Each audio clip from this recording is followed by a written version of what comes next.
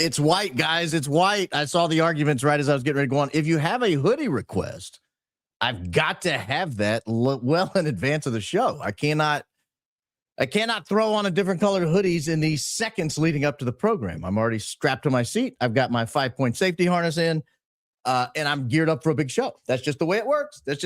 Guys. We have a big program lined up for you today. A post-holiday program, not a post-holiday, mid-holiday program. A mid-holiday program. You heathens, it's the second day of Christmas. Don't forget it. This is not the octave of Christmas ends on January 1st. The 12 days of Christmas ends on what day is that? January 6th. January 6th. So guys, buckle in. Christmas just getting started. You know, they say in Hanukkah they have 8 days. Well, we actually have 8 or 12. The octave or the full Christmas season at 12. So you can't get away from Christmas. Not this easily. No, sir. No, sirree, Bubsky. That's not the way we're going to do it. Guys, welcome in. I have a lot to cover. I have a lot of that's happened the last few days. I tried. You guys didn't let me. I tried to get away from my phone the best I could over the holiday. I tried. I put it down for hours at a time, and I would pick it up just for a second. I would pick it up to look, and all of a sudden I'd be like, well, I've got to address that. That's something that's got to be looked into. So I'm Googling. A lot has happened the last few days. This is probably the busiest news Christmas in quite some time. So I want to get into it. My opening is a little longer than normal, perhaps. The opening statement, just a few words longer than normal. And then we've got a bunch of news to blow through after this to get everybody caught up going into the Christmas weekend. I saw someone said they did 80 and a 60 getting here. Guys, drive safely. That's unnecessary. You can replay the show. You don't have to watch live. I mean, it's more fun to watch live, but you've got a phone too. Just put that baby on the dash. No, don't do that. Don't do that. All right, let's get into the opening statement. It is a doozy. It gets a little psychological, a little philosophical. I apologize for it in advance. The sense of belonging, the feeling of being accepted, valued, connected within a group or community, it's a fundamental human need. It has profound implications for mental and physical well-being. The sense of belonging is a pervasive motivation, driving people to form and maintain lasting, positive interpersonal relationships. It's beyond dispute that humans require frequent, pleasant interactions with other people. Everyone knows this through instinct or experience. Everybody knows how depriving someone of these senses, this sense of belonging, leads to emotional distress, cognitive impairment, and health issues. Abraham Maslow discussed this in his famous hierarchy of needs, where belonging sits third above physiological safety, but below esteem and self-actualization. Maslow's hierarchy of needs states plainly that satisfying belonging allows progression to higher growth needs, fostering motivation and fulfillment. Empirical research underscores its importance for mental health. A strong sense of belonging correlates with reduced loneliness, lower rates of depression and anxiety, greater resilience to stress, and even improved physical health outcomes such as longer life expectancy. Conversely, if you thwart the sense of belonging through isolation or rejection, you have a heightened risk of mental illness, suicidal ideation, and health risk behaviors. Studies show it's protective during transitions like leaving home, entering college, or starting a new job, where belonging uncertainty can undermine performance and persistence. In education and workplaces, belonging boosts motivation, academic achievement, engagement, and productivity. School belonging, for instance, leads to higher grades, lower dropout rates, better social emotional functioning. We as a society saw the importance of the sense of belonging during the COVID-19 pandemic, where diminished belonging exacerbated mental health challenges, heightening its role in coping. Young people in particular are still paying for this global societal experiment in severing human bonds and isolating individuals for months or years at a time. Ultimately, belonging isn't a luxury. It's either an evolutionary or programmed imperative, depending on your worldview. And it is for this reason that the sense of belonging can so easily be weaponized. School children first learn about the power of weaponizing the sense of belonging at a very young and tender age. Bullying and teasing ultimately is nothing more than isolation and exclusion from belonging. And the results are beyond terrifying. School children will do almost anything to find a sense of belonging. They'll defy their deepest morals. They'll turn to drugs and alcohol. They'll completely change their personalities. And if none of that works to create some sense of belonging or bonding with peers, things can turn dark, fatally dark. This weaponization of the sense of belonging doesn't end when children graduate from school. It persists into adulthood. It persists into the workplace, into churches, the community organizations, and our deepest interpersonal relationships. It even exists among perfect strangers. Polish-American psychologist Solomon Asch conducted a famous experiment in the 1950s where a study participant was placed in a study room with a small group of others, typically 3 to 5 other people. Only the single study participant was being studied. The others were actors. They were in the experiment. Each had a role to play. But the sole participant assumed the entire group was unaware of what would happen. The group was shown a line and asked to match its length to one of 3 comparison lines. The study participant typically went last or second to last. At first, the entire group correctly matched the lengths over and over. But the twist in the experiment was that the actors occasionally and intentionally would all pick the wrong line as a match. One by one, they would all select the same incorrect line. The answers on these experimental turns obviously were wrong. The purpose of the study was to see if the sense of belonging was strong enough to force the study participant also to choose the incorrect line. The result was absolutely shocking. 75% of study participants intentionally chose at least one incorrect answer in order to conform to the group. 37% of study participants chose the incorrect answer every single time. Just 25%, just 1 in 4, were able to withstand intense natural impulses to belong to the group and select the correct answer each and every time, even when every other person in the room chose the wrong answer. Just 1 in 4. When debriefed, study participants expressed they chose the wrong answer to avoid disapproval. They wanted to avoid judgment. They didn't want to rock the boat. In some cases, study participants said they genuinely started to doubt their own judgment. They started to believe the group actually was correct, even though their own eyes and brains disagreed with the group. And here's the kicker. The effectiveness of pressuring the study participants to choose the wrong answer collapsed to nearly zero if even one other actor disagreed with the majority who were choosing the wrong answers. In other words, if 4 out of 4 actors chose the wrong answer, then 75% of study participants would disregard their own knowledge and go along with the group. But if even one other actor picked the correct line, the effect on the study participant dropped as low as 5%. It went from 3 in 4 choosing a wrong answer to only 1 in 20 choosing a wrong answer. Stated another way, if there's even one voice of reason in the room, the ability to bully others into ignoring their common sense and accepting incorrect answers becomes nearly impossible. Let's take this out of the 1950s experimental realm and into modern reality. We all lived through COVID. Many of us instinctively knew it was all garbage. The origin story, the masks, the jabs, we knew. In light of the Asch experiment described above, we also know now why there was such an insanely aggressive push to silence every single person who disagreed with the narrative. The ability to force conformity, to force this sense of belonging, relies heavily on making sure no one is objecting, at least not anyone credible.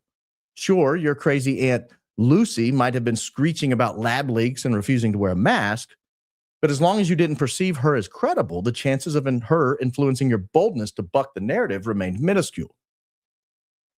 If, however, doctors and nurses and your favorite podcasters all started recommending living life normally, avoiding the jab, and taking unapproved medications, the chances of you bucking the narrative start to skyrocket.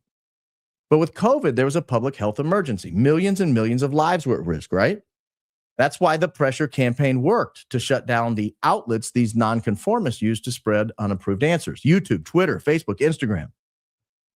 They all banned unapproved speech for the greater good, of course. Sure, the mainstream was going to call all these people crazy, but the real effectiveness was just shutting down their ability to be heard altogether. It's this last part that doesn't exist with the Charlie Kirk investigation. It's not often I talk exclusively about one person during these opening statements, but I'm going to take the rest of this opening statement to do just that. I want to take the pressure campaign against Candace Owens. Nobody seriously argues that Candace Owens is jeopardizing the well-being of hundreds of millions of people around the world. Nobody believes millions of lives are at risk if she continues to investigate what actually happened to Charlie Kirk. It's for that reason that they can't just ban her ability to speak like they did with the people who spoke in opposition to the approved COVID narrative. We spoke the day that Erica Kirk flew across the country to confront Candace Owens in person. On this program, we spoke about the multi-step escalation they employed against Candace Owens and others. First, they ignored her. Then they called her dumb and then crazy and then evil. Then they put Erica Kirk on a media tour to try to control the narrative. When all of that failed, they put her on a plane to Nashville to try to shut Candace up. Well, all of those steps failed, and they're running out of options. They're now going primal. This new attempt is to isolate her. They're trying to appeal to her sense of belonging. I don't think it will work. For one, Candace has the largest podcast in America by some measures and a top 10 or so podcast by almost any measure. Isolating her will require separating her from millions of people who tune in several times a week to hear her takes on current events. She also has a husband and children. There's no sense of belonging like young kids running to a parent when the parent walks in the room. Particularly for well-adjusted mothers with properly ordered values, there truly is nothing comparable to motherhood. No amount of shaming by immoral, low-life political operatives are going to move her from her position. She already belongs. She doesn't need the approval of lying liars who lie and their political lackeys. So to Josh Hammer, Ben Shapiro, Mark Levin, Laura Loomer, Alex Jones, the entire TPUSA staff, and others, I say this. You can keep trying to humiliate Candace Owens into silence. You can call her names. You can question her motives, but it will not work. At some point, someone is going to have to confront the content of her allegations. Someone is going to have to determine whether what she is asking is true. It's not only her, but she is the largest target. So she is the exemplar I'm using today. There are others out there finding original material, connecting new dots, punching real holes in the official narrative that Tyler Robinson solely or primarily is responsible for what happened to Charlie Kirk. And unless and until those issues are addressed, not dismissed, not chided, not mocked, not belittled, but addressed, then her investigation will continue unabated. Our investigation will continue unabated. And with that, I want to look at several items tonight. First, that wore me out, man. Sorry. Whew. That was a long opening by my standards. All right, with that, I want to look at several items tonight. First, I want to spend a few minutes updating my current position on how I believe Charlie Kirk was taken down. Not updating in my mind, but updating for you, because I throw a lot of material out over the course of several episodes, and I never go back and kind of consolidate it. So I want you guys to kind of be on par with where I am. I think it's the best way to summarize this, and I think the best way to begin the discussion is by negation. First, I don't believe Charlie Kirk was shot by anyone or anything. Initially, I questioned whether Charlie might have been shot, but from a different location than the Losi Center. Was he perhaps shot from behind? Was he shot from a different angle, say the Sorensen Center?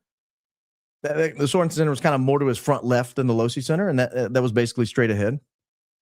And I can now state with a fair degree of confidence, Charlie Kirk was not shot at all. Put differently, no firearm discharged a round that entered Charlie Kirk's body. That's number one.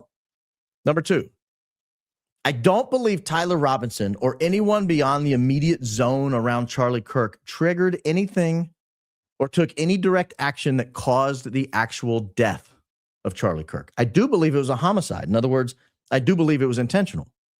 I don't believe it was an accidental death, but I don't believe someone on a roof 100 or more meters from Charlie Kirk took any direct action that caused his death. And the same can be said for people watching the live stream back in Arizona, people in the breezeway, people behind the tent. Number three, I don't believe Charlie Kirk's doctor, Dr. Lee Trotter, is actively engaged in a cover-up over the cause of Charlie Kirk's death. At least I don't believe he's actively leaking statements through Andrew Colvett and then changing those statements months later when the story doesn't add up. 4, I do not believe the security team. Now, this is opinion. I got to blanket this. This paragraph's going to hit hard, and this is opinion. I do not believe the security team who responded to Charlie Kirk attempted to save his life. I don't believe they attempted to stop the bleeding in his neck. I don't believe they took any caution whatsoever with respect to a potential break in his neck or other neck injury. From the moment of the big bang that took down Charlie Kirk until his security team started yanking him up from the ground was a grand total of 14 seconds. The first 6 of those seconds were his security team flying over tables and sliding into place near Charlie. That leaves exactly 8 seconds. 8 seconds from the time the team was in place behind the tables until Dan Flood can first be seen on camera yanking at Charlie's body to try to get him off the ground. At least 2 of those 8 seconds appear to be taken up by Dan Flood touching either the record or stop button on his metaglasses. Again, opinion.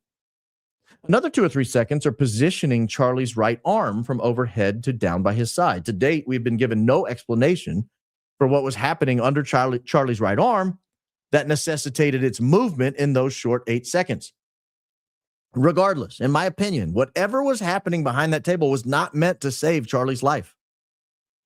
Now, let me get to a few positive statements. Those were all kind of negative statements, things I didn't believe happened.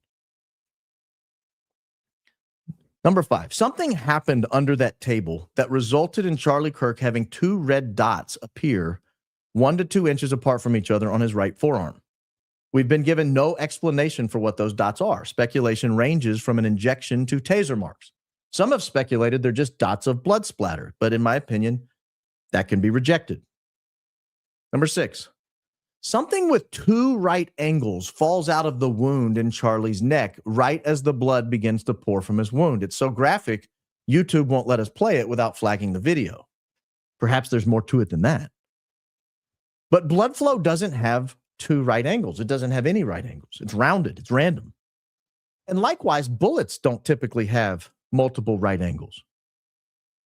This suggests something altogether different fell from his wound, which, in my opinion, suggests something altogether different caused the wound.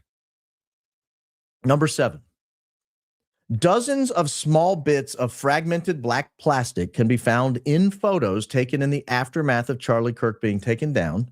And these photos are from under the tent where he fell. There's black fragmented plastic there. And in the SUV used to transport him to the hospital. There's also black fragmented plastic in there. This is, in my opinion, perhaps the single most important piece of evidence in the Charlie Kirk investigation. There's no official statement from TPUSA. There's no official statement from the prosecution, the feds, or any law enforcement agency. And there's no one pushing the official narrative who has suggested what those black fragmented pieces of plastic could be. They look like an exploded microphone. While there's a handheld Shure SM58 microphone TPUSA has placed on display that purports to be the microphone Charlie was holding when we all heard the big bang, no such display of the Rode Wireless Go 2 microphone has been seen.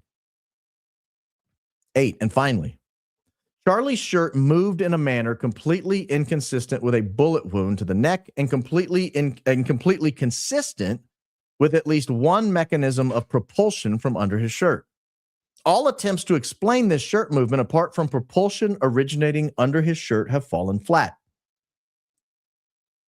Notice in those 8 reasons, that consolidated list of 8 things that lead me to believe what I believe about Charlie Kirk's death. Notice I've not blamed anyone in particular for Charlie Kirk's death.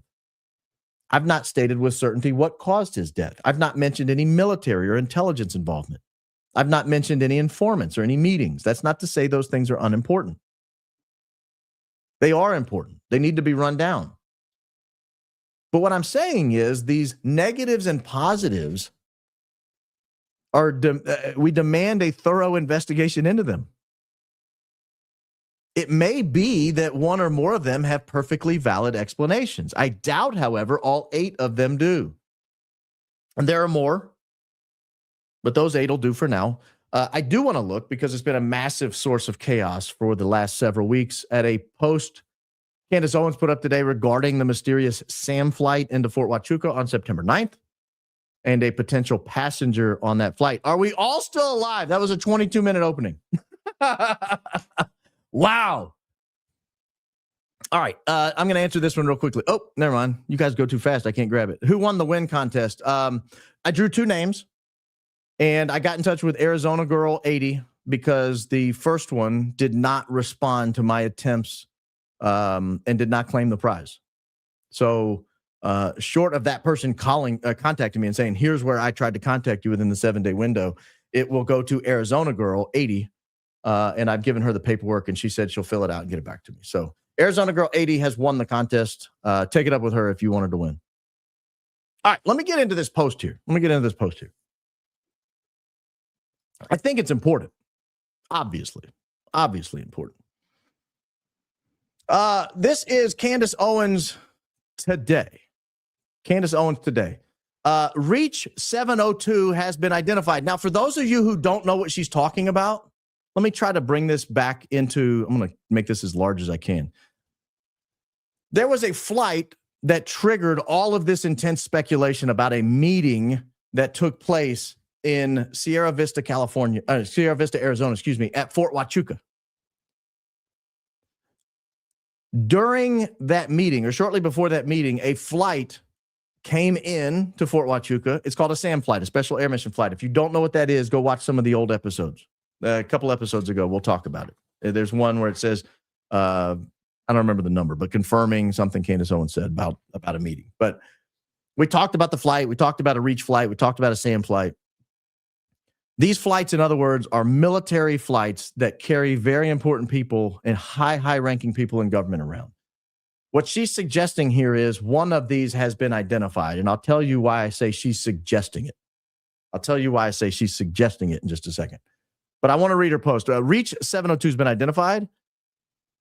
This goes back to telling you a little bit about who it is. The very day that Charlie Kirk told Tucker Carlson to go max, there was a shakeup in D.C. Dustin Gard-Weiss was announced as the new executive director of the CIA. He replaced John Ratcliffe. Weiss previously was the Undersecretary of Defense for Intelligence and Security. He was replaced in that position by Bradley Hansel. And then the Senate voted to confirm him 11 days later. Now, this is important because it was Bradley Hansel's office, according to Candace's post here, who booked that trip from Joint Base Andrews to Colorado Springs to Tucson. And then along the way, the call sign was turned from a Reach call sign into a SAM call sign. And it flew into Fort Huachuca on the 8th and then flew out of Fort Huachuca on the 9th. Now, she does list, she's asking if we know who else was on this plane. She insists that he was on this plane. I'm not going to argue with her about it. Here's an image she took of that plane. Now, I'm going to show you an image I found on this same trip. I went and grabbed, where'd it go? Here it is. I went and grabbed a capture from archive. You see this up here, all this stuff going on up here? These are archive captures from archive.org of this website that she has cited. So she gave you this picture, and she said, hey, this picture is from that trip. And so I went to the archive to make sure that picture hasn't recently been put up. What I found here is this archived image is from September 14th, 2025, which is 5 days after the meeting that took place on September 9th. Why is this important? Why did I do this? I don't trust any of these people. I don't trust any of these spooks, these intelligence people. I don't trust any of these military operators. I don't trust anyone at Fort Huachuca. I don't trust anyone involved in TPUSA. I don't trust anyone. I don't trust anyone relative to the Charlie Kirk investigation. It would cross my mind that one of the things they might do is go back and substitute images to act like someone is there who wasn't there. I wanted to make sure that didn't happen. So I went back and I found if they did this, they had planned ahead on September 14th, 2025. You can see that up here in the top right-hand corner. See that date, September 14th, 2025? It's in yellow. above these 4 pictures over here on the right-hand side. That yellow date means that's the date this image was captured by the archive Wayback Machine. Now, I do want to show something else, though. If you zoom in on this picture, and I don't know how much I can zoom in on this picture. Oh, it's changing. There we go. Let me get to this picture. That's not going to do it. If you zoom in on these pictures, you'll notice something about the shadow, and you might just have to, because it's so small, you might have to go to Candace's Instagram and look at it, or her X feed and look at it yourself. But you'll notice something about these shadows. You see how small those shadows are relative to this equipment in the background? There's a formula you can use to determine how high the sun was based on how long a shadow is. It's 90 minus the degree of the shadow relative to the highest point, and that'll give you the altitude of the sun. Then you can go, there's a website where you can go and you could check out the altitude of the sun at any given location on Earth on that particular day. I did that. And what I determined is these shadows are suspiciously short, meaning a midday flight. I mean, a midday meeting. The middle of the day when the sun is at the highest altitude, the middle of the day, you're going to get the shortest shadows. In the morning, you're going to have real long shadows. In the nighttime, or in the evening, you're going to have real long shadows. And so that's one of the pictures I looked at. Let me see if I can get this other one to pull up now. It's not going to want to here. I'm trying to get this one right here to pull up where these two guys are standing. Same problem. You look at the shadow off of his collar, and it's very, very short. Very, very short. And I looked at that, and I thought, let me go back to Candace's. Let me just change, because I'm going to get off the archive, because I've confirmed the archive is the same. So this will give me access to, here we go. This is the image. This is the site she linked to. Look how short that shadow is off of his collar. I mean, you just have a small little angle there. Same thing on this guy. You can look at these shadows. They're very short relative to the folds in his on his uniform. I look at that and I thought, that looks to me, I think the sun peaked at like 63 degrees that day on September 9th in Sierra Vista. The lowest I could get those images to be based on those angles, the very lowest I could get those images to be was like 61 degrees, which would have put the shadow around noon or 1 o'clock, which was after the jet left. Now, granted, I am not, the jet left at 11 something. I am not a mathematical expert. I will be the first to admit that. I went to law school because I'm scared of blood and numbers. I'm not a big fan of either. So that's number one. Number two, I understand I'm not a photography expert either. There's angles in here and there's all this other kind of stuff. But I do think somebody smarter than me, and this is why I raise this issue, somebody smarter than me needs to look at those images and try to figure out what time of day were those taken, or potentially what time of year were those taken. There are times of the year where the sun gets higher in the sky than others. It's why you can only get vitamin D certain parts of the year. It's why we get the flu in the winter, because you can't get vitamin D from the sun in the winter. You didn't know that, did you? Everybody thought it's because we needed flu shots. No, not at all. So I will consider this a live issue, whether or not that guy was on that base on that day. I still consider this a live issue. Let me just think counterfactually. Let's just say there was the most super secret meeting of all time on September 9th at Fort Huachuca. And you had somebody there who witnessed all these people coming out of the meeting. That's the Brian Harpole story. I don't know if it's true or not. I'm telling you right now, I don't care about Mitch's background. That's irrelevant to me. Whether or not he saw those people and look, I can prove where I was that day. I went back and looked. I absolutely can prove where I was that day. I was at a doctor's office at an orthopedic clinic. You know why? I had a broken rib on September 9th. I had a broken rib. And I went that morning because I was in so much pain. I'd been ignoring it for weeks, and I was in so much pain. I could barely breathe. And I was like, I'm going to the doctor. That was September 9th. And I know I was there because my calendar has an entry that says I was at the doctor's office that day. And I took an image of the x-ray that still shows up on my phone on September 9th. I might be able to pull it up for you here. Yeah. Here. And it's got my name on it. So look, September 9th. See that? It says September 9th. And that's my guts. And it's got my name on there. Trust me. I don't know if you can see it or if it's blurry or not, but it's all there. I took that image at 9:51 a.m. September 9th. I could prove where I was that day. If somebody accused me of being in a super secret meeting on Fort Huachuca, planning the death of an American beloved political figure, I would go to the doctor. I would get the medical record and say, nope, this is where I was on September 9th. I would show the image from my phone. Nope. I would show all the people I called that day. Where did I say I was? Did I say I was at Fort Huachuca doing super secret things, or was I like piddling around going to Kroger with a broken rib? That's what concerns me. Why can't anybody that was named just prove they were somewhere else? That's a much easier task than trashing poor Mitch. Maybe Mitch is a horrible human being. I don't know. But it's irrelevant to the inquiry of what he saw when he saw there. You realize a lot of times, and this is something that happens in trials all the time, you're not allowed to attack the integrity of an eyewitness except in certain limited circumstances. Very limited circumstances, like felony convictions that took place in a certain period of time before his alleged testimony.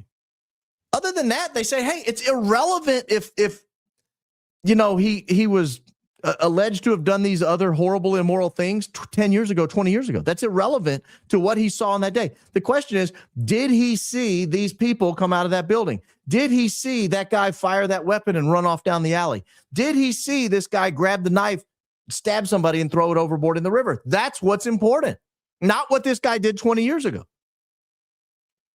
That's why courts keep that information out. That's why they don't allow it in. There's a whole litany. I mean, just a massive, voluminous bit of case law and statutes dictating what information may come into a trial and what information may not come into a trial based on who the eyewitness testimony is coming from, who the witness is. You cannot just go savaging every witness who sits in the dock. It's not permitted. And it's not permitted because it doesn't help us get to the truth. We're not going to have a mini trial based on Mitch's credibility. That's irrelevant. The question is, who came out of the meeting? Or did he see a meeting at all? Was he even there? That should be able to be proven. And if you accused me, if I'm Brian Harpole, I am coming up with evidence of where I was on that day. Easy peasy, lemon squeezy, fresh and breezy. I can prove I was at an orthopedic clinic with a broken rib. The night before that, I was at a baseball game. I coached a 14-year-old baseball team with my son.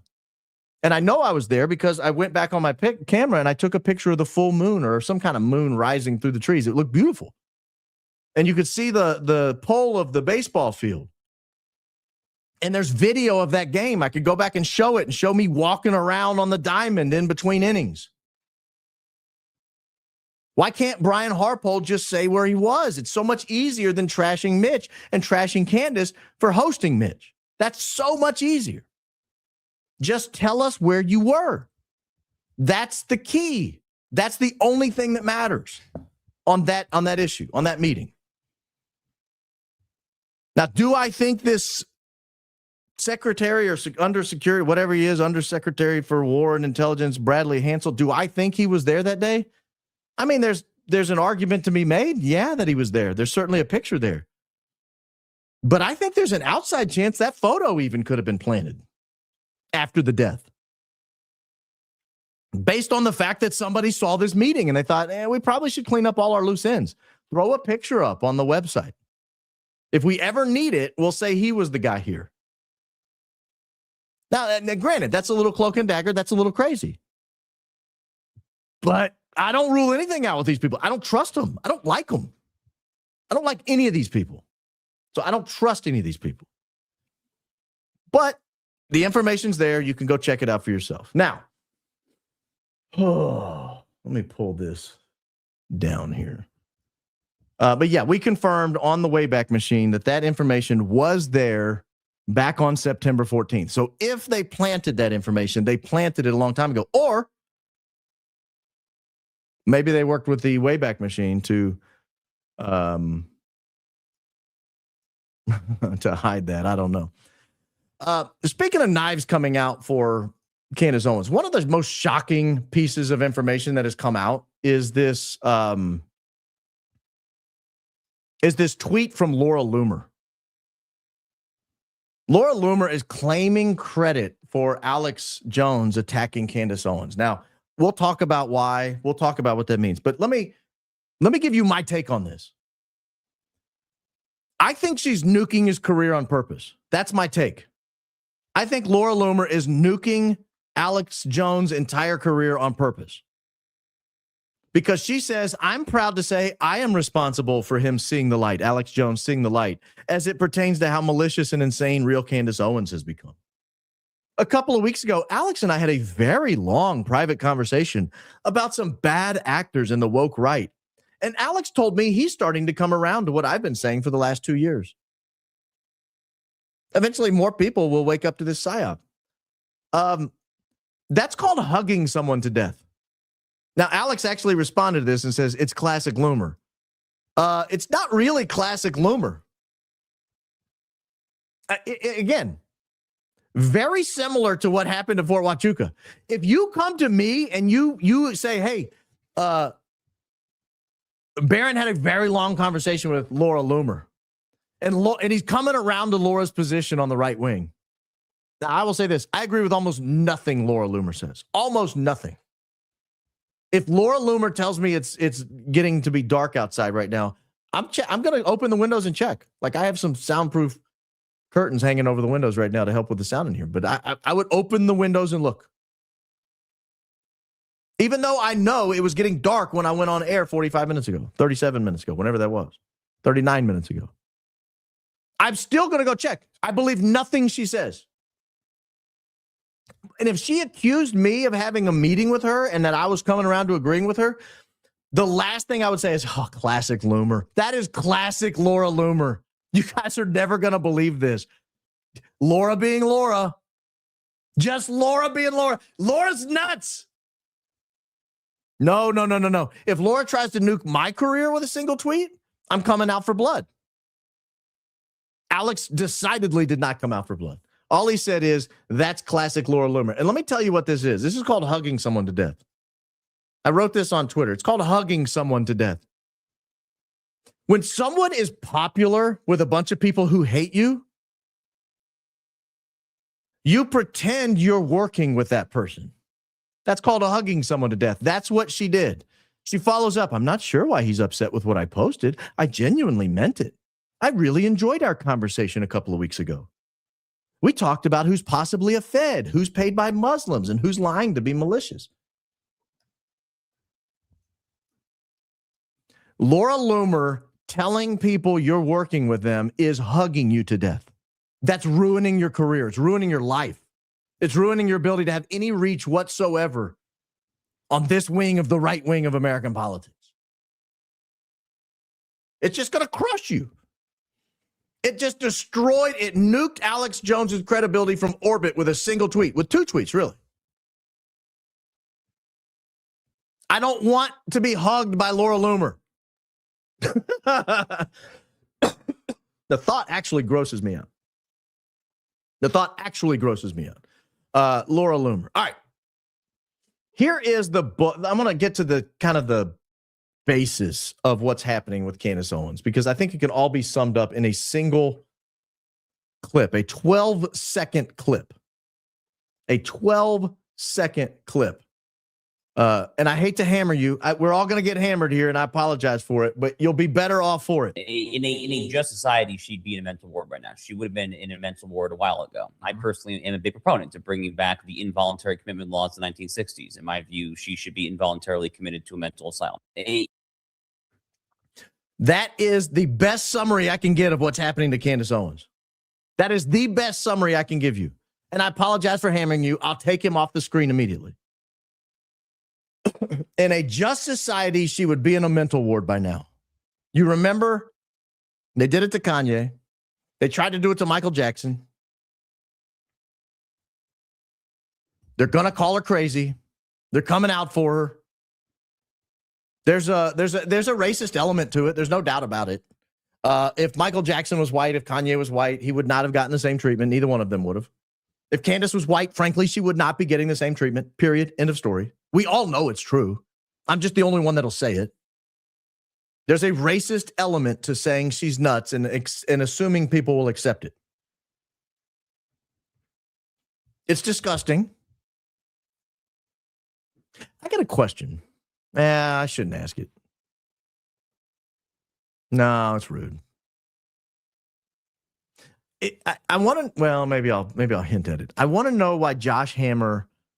I want to know why if I close my eyes and I listen intently to Josh Hammer and Ben Shapiro and Mark Levin and frankly Allie Beth Stuckey, why do they all sound the same? Why do they all talk like this all the time? Why do they all sound like this? Like they don't know how to properly use their vocal cords. Like they don't know the way air is supposed to flow through the nasal laryngeal passageways. They all sound the exact same. Allie Beth Stuckey sounds that way. Mark Levin sounds that way. Ben Shapiro and Josh Hammer, they all sound the exact same. It leads me to believe if there weren't people backing them, no one would intentionally listen to these people. They would have never risen to the top. No one would have sought out Josh Hammer. You would not know who he was. He would not have a book. He wouldn't have a podcast. Nobody would be following Josh Hammer. Nobody would intentionally think, I need the soothing, velvety tones of Josh Hammer. That'll really get me going. That'll get me quiet. That'll really take care of everything. If I could just listen to a 2-hour podcast of someone talking like this, that would be great. I don't know why they talk like that. You can't say it's anti-semantic or whatever. You can't say it's anything like that because it's Allie Beth Stuckey too. And she's Baptist or something, or Presbyterian. So it's not that. It's not that. It's something, though. I have no idea what it is. It's like that. It's like there's a hole drilled incorrectly back behind the nose, and it's letting air accidentally seep out in the wrong holes.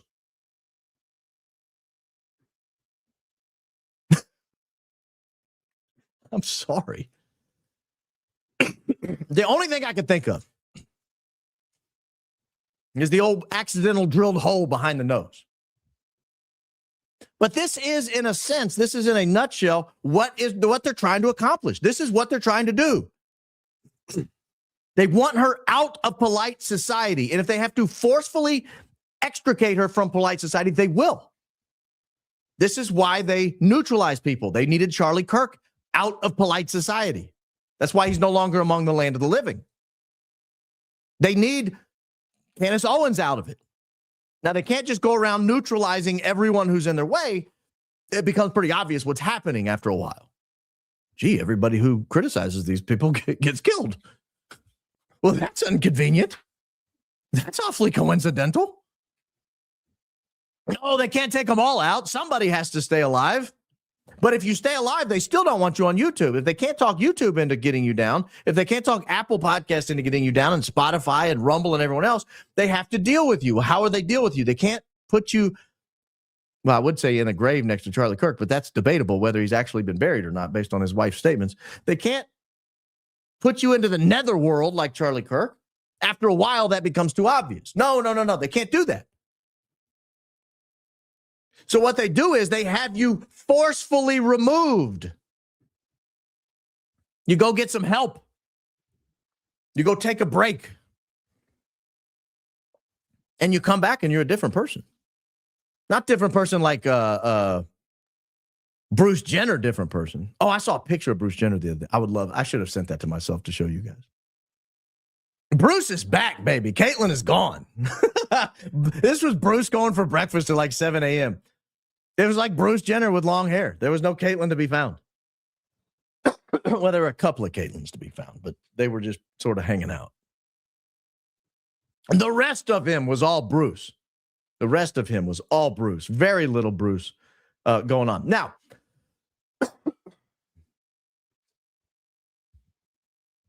I think there's one particular incident that was the death of MAGA.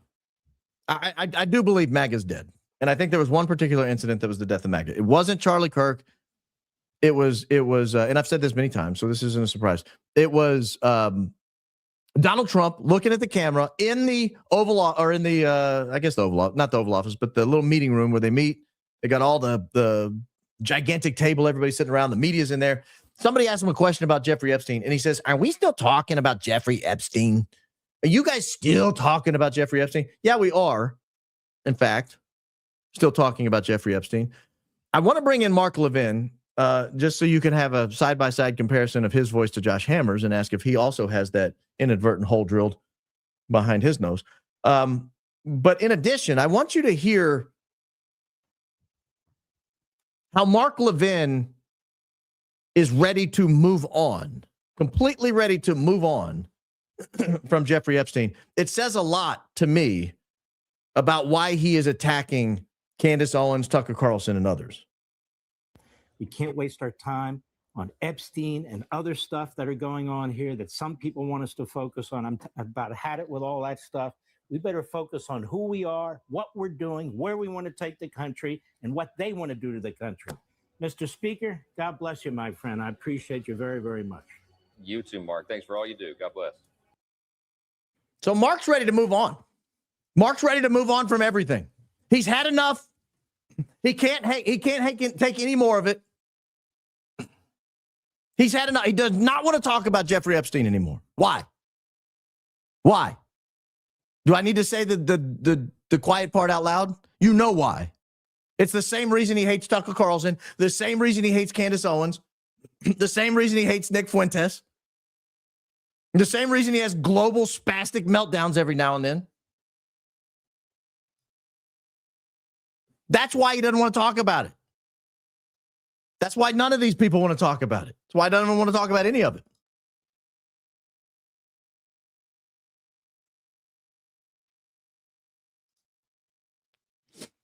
All right. Oh, gosh, I was going to get into this plane story, and I don't know if I'm going to. I'm not 100%. I've got a plane story I'm working on. It is the plane that flew into Nashville on August 25th. You guys remember that episode a few episodes ago.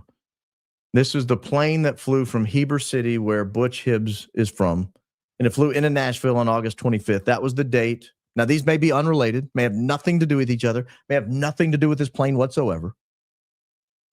But this plane that flew from Heber City to Nashville on August 25th, that was the exact day that the federal explosive contract for the micro explosives was due to be finished, was due to be delivered. And I got an email because we wondered whose plane this was. We talked about it. You guys remember the last episode. We talked about the plane and how it was headquartered. It was owned by a company headquartered in Delaware. And there was a lot of hub. Oh, Delaware. We know about Delaware planes. We know about hangars. I think someone in my email figured out who flies on this plane, who owns this plane potentially.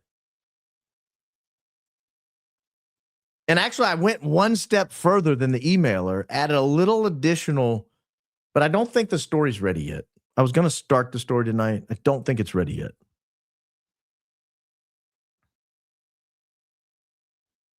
No, it's not. It's not. I would be doing it only to satisfy myself. I wouldn't be doing it to give you guys the best information possible. So I'm not going to do it. I'm not going to do it. That's not where I'm headed tonight.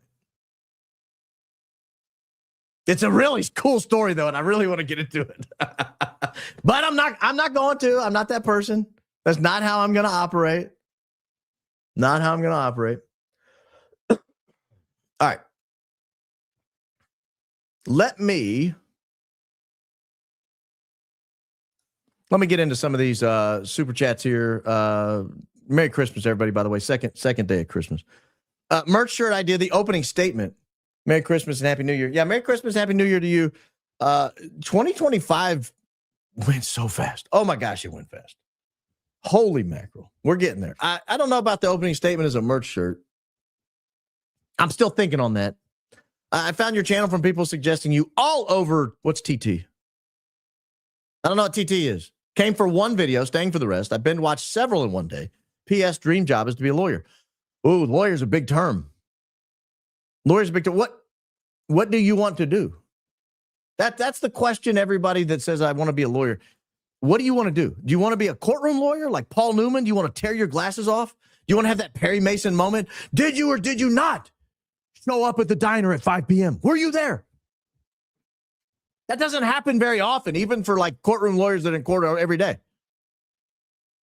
The far more likely scenario is you're going to be hunched over a computer screen 75 hours a week, putting together reports and research and drafts and drafts of drafts and drafts of drafts of drafts of drafts.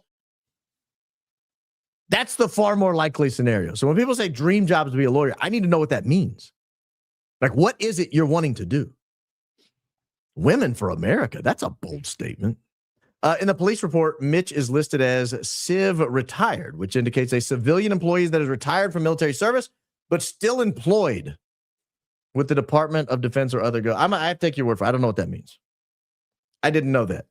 You also got, I've seen a lot of people questioning, this and that. I've seen a lot of police reports.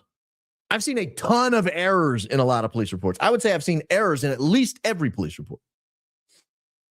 So if you are going to say that, there's something in the police report and that's not accurate, therefore everything Mitch said is a lie, and every claim he's made in his entire life is a lie, you're putting a lot of confidence in a cop. No offense, cops. But I mean, their job is not jotting and tittling, right? Their job's busting bad dudes, not filling out reports errorlessly. So that, there's a reason we don't let police reports into evidence very easily. Real bad cop podcast? I don't know if that's true. I do like playing the bad cop occasionally. I wish you had closed captions. Cheryl, I do too. Trust me, I'm giving you everything YouTube will give me to give you. And as someone who also is hearing impaired, I feel bad that I don't have simultaneous live captioning. And I don't know if some of the big boys pay for that on their own, or if that's something they're like an extra subscription service through YouTube. I've checked into it. There's no like automatic, like when I set up the podcast and I check all the options I want, I do that every day that I come live. I check all the options. Every time I do that, I'm giving you everything I can give you. I don't hold back. And if I'm not getting live captions, then I'm sorry.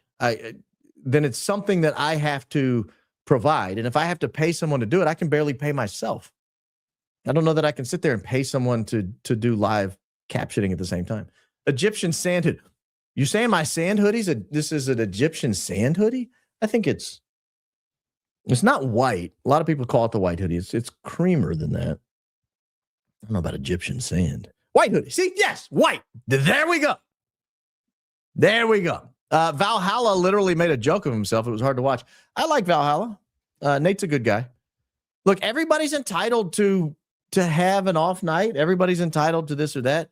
I would suggest for Alex and Valhalla and others, don't put nearly as much stock in this guy as a guy. Let's look carefully at what this guy claims and say, is it possible? If it's possible, let's get an answer back. Like if he literally was at that base and he says he saw that, if he can prove he was there, then I got to give, this goes towards weight, not sufficiency. Like in an evidentiary setting, if I'm the judge and I'm talking about whether or not I'm going to let Nate testify, Mitch testify, it's weight, not sufficiency. It's coming in. You guys can attack it. from a credibility perspective, you guys can put on evidence saying that what he's saying is not true. But I'm not going to keep it out. And that's what people are trying to do. They're trying to keep the evidence out. And that's not right. It's not right in a courtroom setting. I know this isn't a courtroom, but it's not right in a courtroom setting. And it's not right in an analysis of a criminal case setting. We have a right to know who was there. If he can prove he was there, and I kind of feel pretty confident he's proven he was at least in the area. Now we've got to determine who he saw.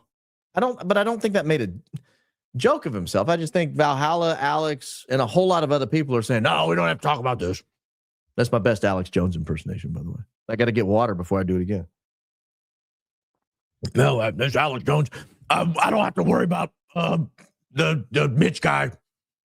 Guy's dirtbag. Alleged to have done some really bad things to girls, so I don't have to listen. Hey, bad people see crimes all the time. Bad people see crimes. Otherwise, you couldn't solve a crime that took place in prison. The place is full of bad people. What's the black dot in Charlie's left armpit? Episode 20. Oh, this is my episode? The black dot in Charlie's armpit? If I can find it quickly, I'll look, darling. I don't know. I can't spend a ton of time on this. It's a little vain, don't you think, watching myself? Number 29. What was number 29 here? Is that 29? That's 31. So we got to go 2 back from that. 29. What time did you say? 34:44? 34:44. I might have to look. This is the episode I had to fight with YouTube about keeping on the air. So I might have to look at this separate from you guys because I don't want to tempt them. Oh, the black, that's just a shadow, I think. Yeah, that's just a shadow. I mean, it's possible it's some kind of plastic protruding from the explosion. But I really do think that's just a dark. That's a good eye, though. Man, you guys are sharp. You guys are sharp. Oh, I know what I was going to do tonight. I could do it while we go through the supers. I'll pull it up when I find it. John Bray on his X feed has a black and white version, I believe, of that little square piece falling out. And that way I can show it without YouTube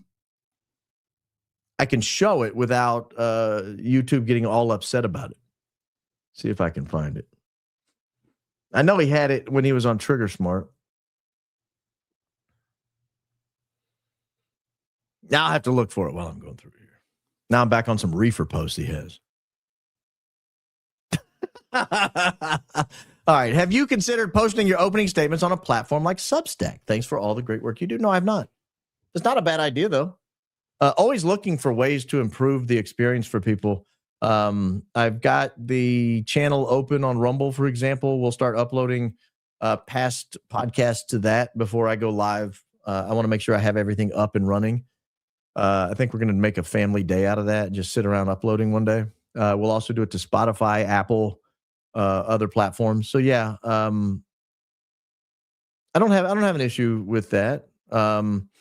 It's a lot of writing. I hate to just waste it. Like today was 6 single-space pages on Word, Microsoft Word. It was how many words did it end up being? 1,700 words or something. I mean, it took 20 minutes to get through. Thank you for your generous comments. Blue Chair, you at some point have to tell me what that horse is. Wait a minute. I might be able to backdoor this. We're going to try to upload this to Super Grok and see if Super Grok knows what that is. I'm getting around you, Blue Cheer. If you're not going to answer me, I'm Super Grokking it. I'm going to find out what the horse is. And if I find it out, I'm going to share it with everybody. Your secret's not safe, ma'am, sir. Horse. Here we go. What is this? Here we go. Oh, it doesn't like it. All right, your secret's safe for another day. Your secret is safe for another day. Thank you for the very generous donation, Blue Cheer. Candace functions as a barometer for me. When creators pivot against her, it's often less ideological and more institutional. Well, I like it. I do like that. I can handle that. Often less ideological and more institutional. I told you not that I didn't trust Candace, but I kind of was at a distance with my, I just didn't weigh in on it, and I didn't try to come to a conclusion on Candace until this Nick Fuentes starts going on all the different podcast era. He was on PBD, he was on Tucker, he was on, what's his name? Pierce Morgan. He went with those two nasally girls that talked. Tough to listen to. Had that bad vocal fry, whatever their name is. But everybody kind of treated him the exact same way. Everybody treated him the exact same way. And I'm not saying it's the right way or the wrong way to treat somebody. If I invited somebody on my podcast, I probably would not be rude to them, But everybody kind of asked the same questions. They sort of treated him the exact same way, gave him the kick. And then he went on Candace's show, and she savaged him. I mean, took off after him. And I thought if anybody would have done that, it would have been Tucker Carlson. Tucker indicates he really doesn't like the guy. That went after his dad. He went after his family, But everybody kind of treated him the same way except Candace. And again, whether it's the wrong way or the right way to treat somebody, the only thing I'm commenting on is the difference. You have a pool of people, 10, 12, 15 people all treating him the same way. And you have one person that treated him a totally separate way, a totally other way. And I looked at that and I thought, you know what? She's not one of them. Whatever they are, she's not one of them. It built up a lot of trust with me. Genuinely built up a lot of trust with me.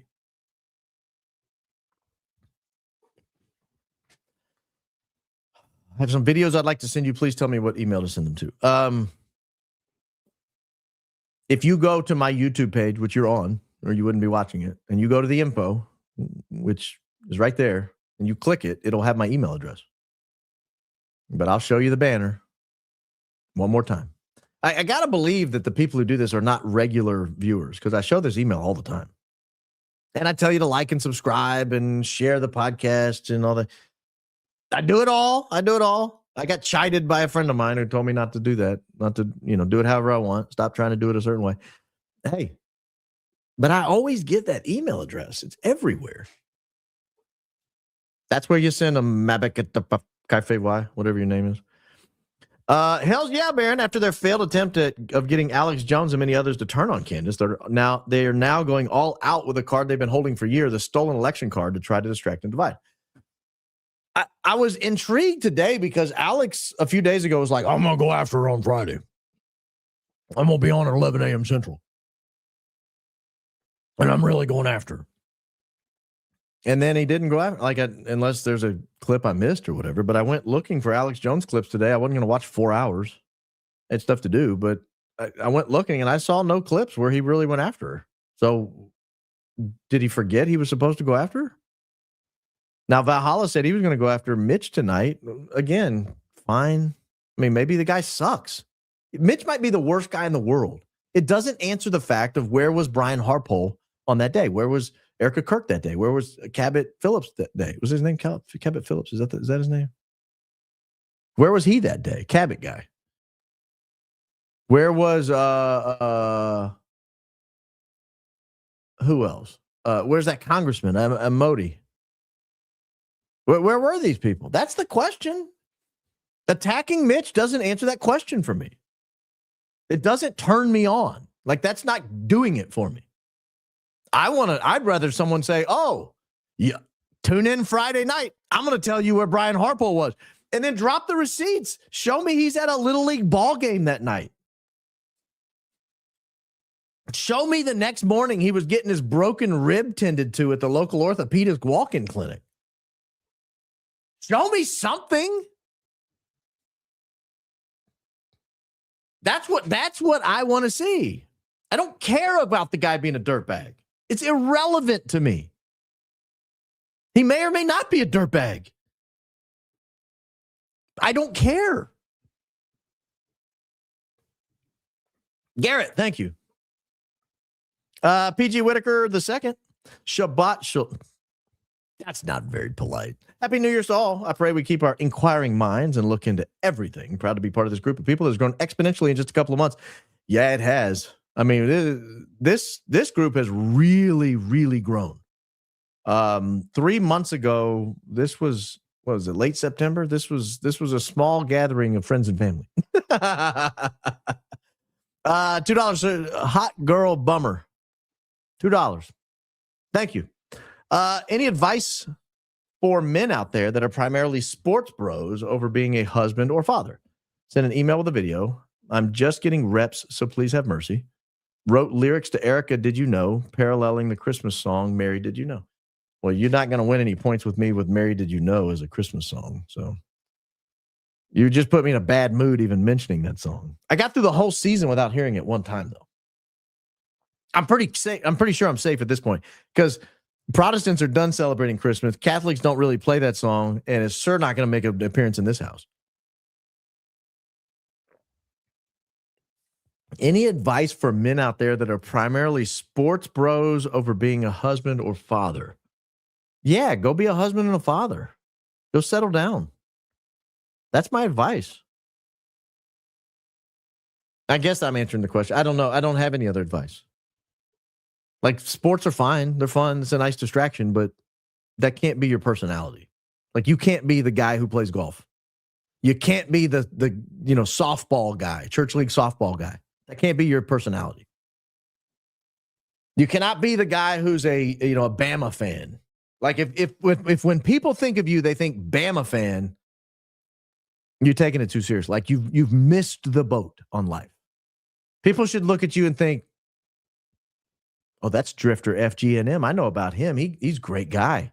His word is bond, man. This guy is solid as a rock. Let me tell you about the thing he does on Saturdays. He goes to the soup kitchen. He's soup kitchen guy. That's what he is.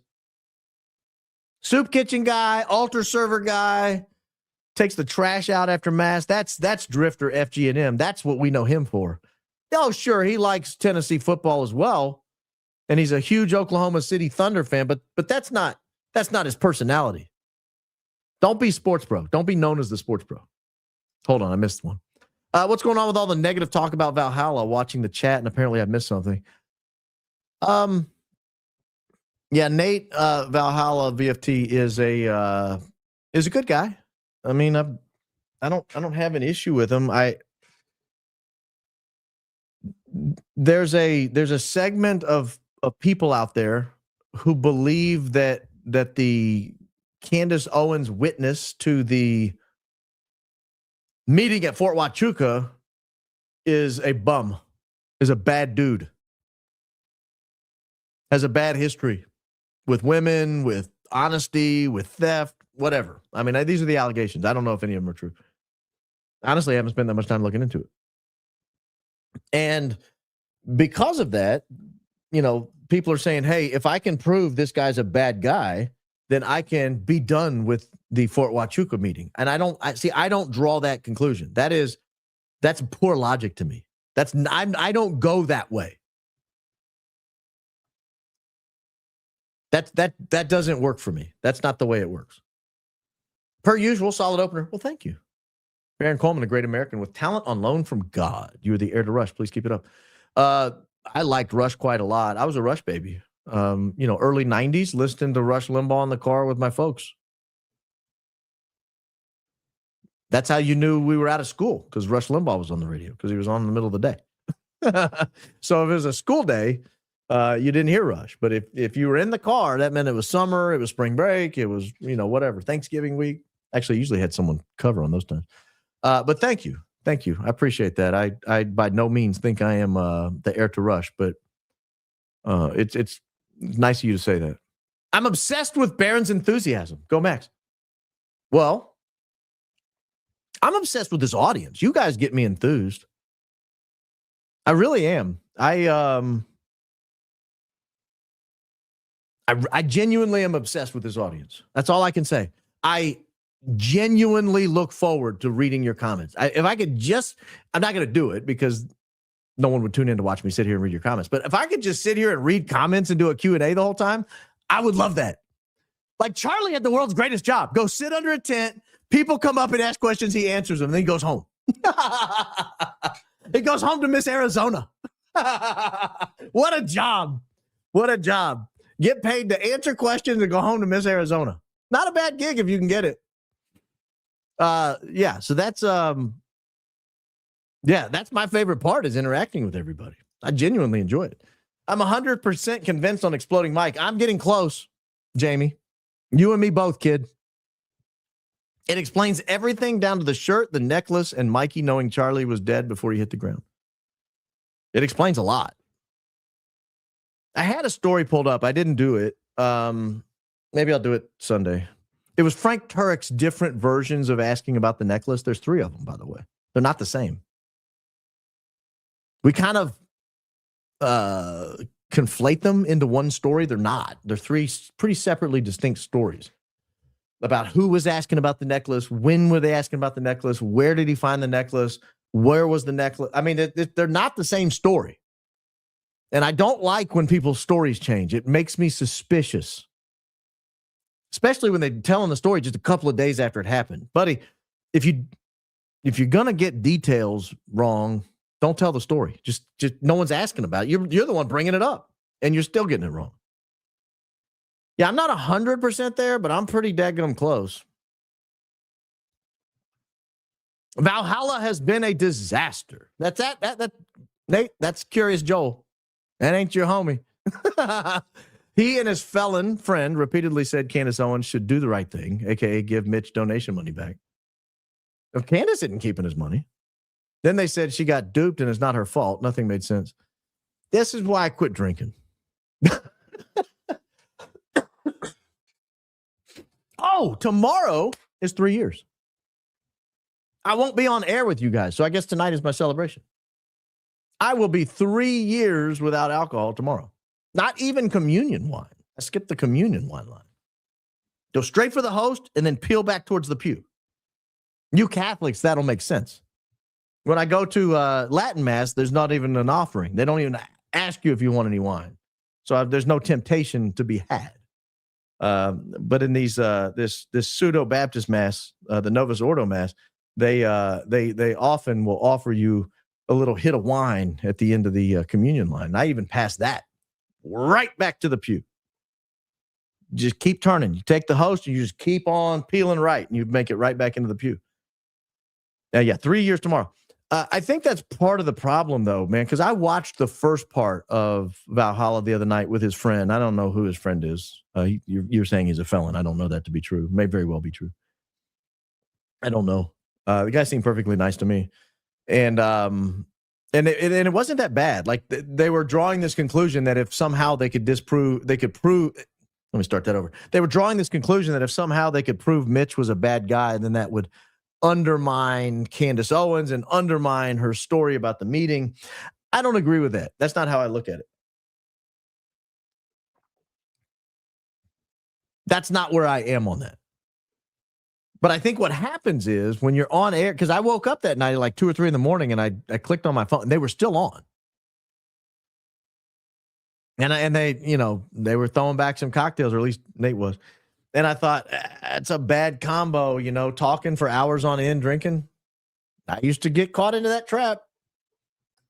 As a kid in the 80s, Nancy Drew and Encyclopedia Brown were my favorite sleuths. We're living in a real-time mystery, and your ability to piece it all together far outshines them both. Genuinely impressive. I liked both of those and more. I like murder mystery novels. I like the little whodunit novels. I read a lot of Agatha Christie novels. I read referenced one of them in the opening not terribly long ago. I read a lot growing up. I enjoyed reading. This thing has destroyed people's reading. Like my kids read a ton, and then they got cell phones, and now they know where the library is. The wisdom to have others doing this. Plus, I don't think she could do it objectively without the hatred. Friends are friends, God bless. What are we talking about? What does that mean? The wisdom to have others doing this. Plus, I don't think she could do it objectively without the hatred, friends. I think I caught the tail end of another conversation. Did you say something else before and like it get cut off in the middle or something? I hope everything's okay. if you're feeling lightheaded or your heart's beating too fast, you can go check it out. Walk-in clinic, emergency room. Don't drive if you feel bad. Call 911 or whatever version of 911 they have up there in the Great White North in Canada. Super wacky wabbit. Ian, good morning, sir. Incredible opener. Well, thank you. Very relevant and perceptive. Over the next week, the information space is going to get even weirder, and the narrative is going to scream even louder. Glad to have you here talking sense. Ian, I sensed that, which is why I wanted to give kind of my recap of no-nonsense facts, 8 things that, in my opinion, have to be addressed, or at least inform my opinion. Let me say that. 8 things that inform my opinion on what happened to Charlie Kirk. And it's not about meetings. It's not about intel. It's not about planes. It's not about any of that. That stuff's all fun, and it's a peripheral to me, though. The way his T-shirt moved is not peripheral. And here's the thing. The first fact, in my opinion, the first fact, and I think number 6 or 7, whatever one it was, the exploding microphone, the little plastic bits, and the fact that I do not believe he was shot at all. I do not believe a gunshot round entered his body anywhere, much less his neck. Those 2 facts for me mean it wasn't Tyler Robinson, which means they have the wrong guy. Now, Tyler might have thought he was showing up to be part of a homicide. He may have thought he was showing up and Charlie Kirk was not leaving. That's very possible. In which case, he needs to be held accountable. They're criminal charges that should be applied. That's a conspiracy to commit murder, among other crimes that he might have committed. So that doesn't mean Tyler Robinson walks home, but it does mean I don't believe they have the guy who planned and executed on the killing of Charlie Kirk. I don't believe they have the right guy. And yes, the reason I wanted to do that summation before we get to the first of the year is because I think they're going to come out after January 1st to the next level. Because it was all fun and games. You go back and watch the timeline of how TPUSA, Erica Kirk, and the mainstream narrative reacted to people like you, Ian, me, Candace, Chris Martinson, Trigger Smart, John Bray, and others, many others. While everyone was out there taking 30-06 rounds and trying to figure out if a 30-06 could be stopped by a pork roast or a backstrap, a femur, a cow femur, a cow vertebra. While everyone was trying to figure out, well, what if we shoot from a 9-degree angle? What if we shoot from a 30-degree angle offset to the side? What if the gunshot may have come from farther away? Let's get back to 250 yards and see. What if they used a different type of round? Let's shoot a 5.56 at it or a 223. What if it was a 7.62? Like all these different gunshot narratives, while everyone was out there trying to figure out the angles. Did it come from behind? Was it from the stairwell up above to the right? Did it go through the tent? Was it within the tent? Was it like a pistol round that came in the tent? Was it somebody close with a pistol round? While we were doing all that, no one said a word. No one really cared. They were like, oh, that's cute. It was Tyler Robinson. He's a leftist. He lives with a furry. And we're all like, yeah, but it doesn't really make sense that he would have been shot from the front. He would have had to come more from the side. Okay, have fun. And then they were just going on raising money and selling T-shirts. It wasn't until the Fort Huachuca meeting, the electrification of the microphone potential, and the exploding microphone that they've all lost their friggin' minds. And I think now that at least I'm convinced there was no gunshot, and I think others are becoming convinced as well, that there was no gunshot at all. No gunshot wound on Charlie whatsoever. You're going to see this amplified to 1,000. Like we might be at 11 now or 9. It's going to go to 1,000. It's going to go very, very quickly. And it's going to get mean and nasty, and they're going to start calling names and dredging up things from the past and making connections. And all of a sudden, Ian's third grade, girlfriend's going to get interviewed. Oh, he used to pick his boogers. Oh, no, not a booger picker.